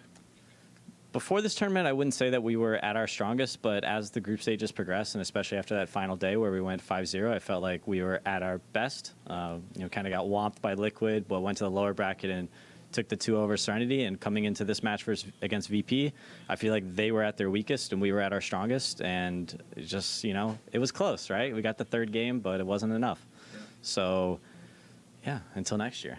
That's what I like to hear. And just kind of touching on this team's journey, because you brought in some, I don't want to say amateurs, but some new blood. The likes of CCNC. You've pulled him from a group stage desk analyst role to a main stage event, walking through the group stages, a seamless day at one of the group stage days. You've looked good. You played good Dota. So what's next for OpTic? Are you going to keep these guys around and pull them to another TI main stage? We just finished, so it takes, I think it's usually like maybe 4 to 6 hours before you do like the team talk where you're just like, okay, what's happening? Right. No, I think we're in a good place, and TI, there's not really a lot of downtime, so I wouldn't expect many roster changes across the board for all teams. I think qualifiers start on like September 13th or something, so if you really like Dota and you're watching this now, it's coming right back. I mean, you went from the open qualifiers all the way, the North American qualifiers, all the way to main stage. You can be proud of that. Not open, excuse me. Yeah, sorry. Lots of qualifiers, but still, it's something to be proud of. Do you agree? Of course. I'm on a stage here at Rogers Arena in front of hundreds of thousands of people playing for tens of millions of dollars, and we leave with a pretty respectable 8th place finish after a pretty successful year. Yeah. So big shout out to everybody watching and making this all possible. I don't think anybody here takes any of this for granted any longer because they know how easy it is to not qualify and not get to participate. I think he's just said it perfectly. Rogers Arena, give it up. That's OpTic Gaming and PPD. Congratulations, brother. Thank you. That was fun to watch. Thank you very much, Machine. And thank you, Mr. PPD as well, our former winning captain here, of course, with Evil Geniuses. And kind of what we thought. Philosophical, looking forward, positive. That's what they call him, Positive Pete. Yeah. I thought they called him Salty Pete. No, that's not right. Is that a different person? Different Is guy. that a totally different guy? Yeah, that guy's okay. gone. No, I mean, but he's right, isn't he? They've got a lot to be proud about. And Machine pointed out, you should be proud because they've had such a very good year. God's pointed out, great season all the way through. When you think where they were last year, most of us sat here doing what we're doing now, and then finished top 8. It's great. Yeah, I mean, really, what more can you honestly want? I think he put it good. Yeah. Just like, we came in our best. I felt like we had a good opportunity. They definitely did. That game 3 was, I think, probably the closest draft in that series. I think either team could have taken it based off of that. I feel like it was a good back and forth there with the Undying. Looked like that was going to be really strong. And they fire right back with support Nature's Prophet, as Cinder was pointing out. It was just some really beautiful Dota, and in the end, that's kind of what both these teams are just trying to show everyone. Yeah, we're kind of spoiled, really, aren't we? Yeah, we definitely are. We just want some more. Yeah. Like, the next 2 games would be fine. If we're going to win the next 2 series as well. Let's check in with the bracket and show you where we are right now, because as you can see on the wall, there are less and less teams now. We're down to just 7. And by the end of the day, we'll be down to just 5, unfortunately. In the upper bracket, of course, PSG, LGD, and OG have already confirmed a first top 3 finish for both of those 2 teams. LGD, of course, finished in the top 3 before. In fact, they finished in the top 4 times here at the International out of the 8 that we've had. In the lower bracket, Virtus Pro do move on. They will face Evil Geniuses a little bit later on today. And VGJ Storm versus Secret, that one's coming next. The winner of that will play Team Liquid. How is your brackets doing, by the way, boys? I'm out. Are you done? I'm super done. Are we all shaking our heads now? Are we? I looked really good yesterday, by the way. I had 1 wrong. I'm an honorable guy. Now I have 4 wrong. You know, I trust in Jack. Right. So my bracket is very far gone. But there's still hope in this next series. You know, you got to give some motivation to your friends. If you've done your bracket and you've got VGJ Storm going through the top of the bracket, then that means you haven't got. That's okay. It's all right. But you know, I got them winning, so it's fine. They'll just come back in the end. Right. Jack, he's going to be in that booth. You already saw him earlier. Okay. He'll be there in this one too. Yeah. He'll be suggesting 10th picks for them again. Hey, that Venomancer, you know that's Jack. Don't tell me that's not Jack. No, genuinely, it actually was. That is a Jack Chen Nero. When he wants to win, he gets the Venom. Yeah. And SVG sat there going, well, if Jack suggested Venom, I was thinking Venom. Oh, I can't take what Jack's thinking, can I? You know what? Let's do it. And they did it. Glad it worked out better for him than it does for us. Straw poll. How many people do you think are left in the correct brackets? Oh, do you know the answers? This is exciting. I do. Oh, this is I think good. less than 100. Correct. Well, since I'm the smartest here and I'm out already, I would say 0. 27. Lower. 6. Lower. Lower. 2. Higher. Oh my goodness, there's some people sweating out 5. There are 5 people in the entire world who have a correct bracket, completely correct bracket last night. Remember last year, of course, there was only 1 person.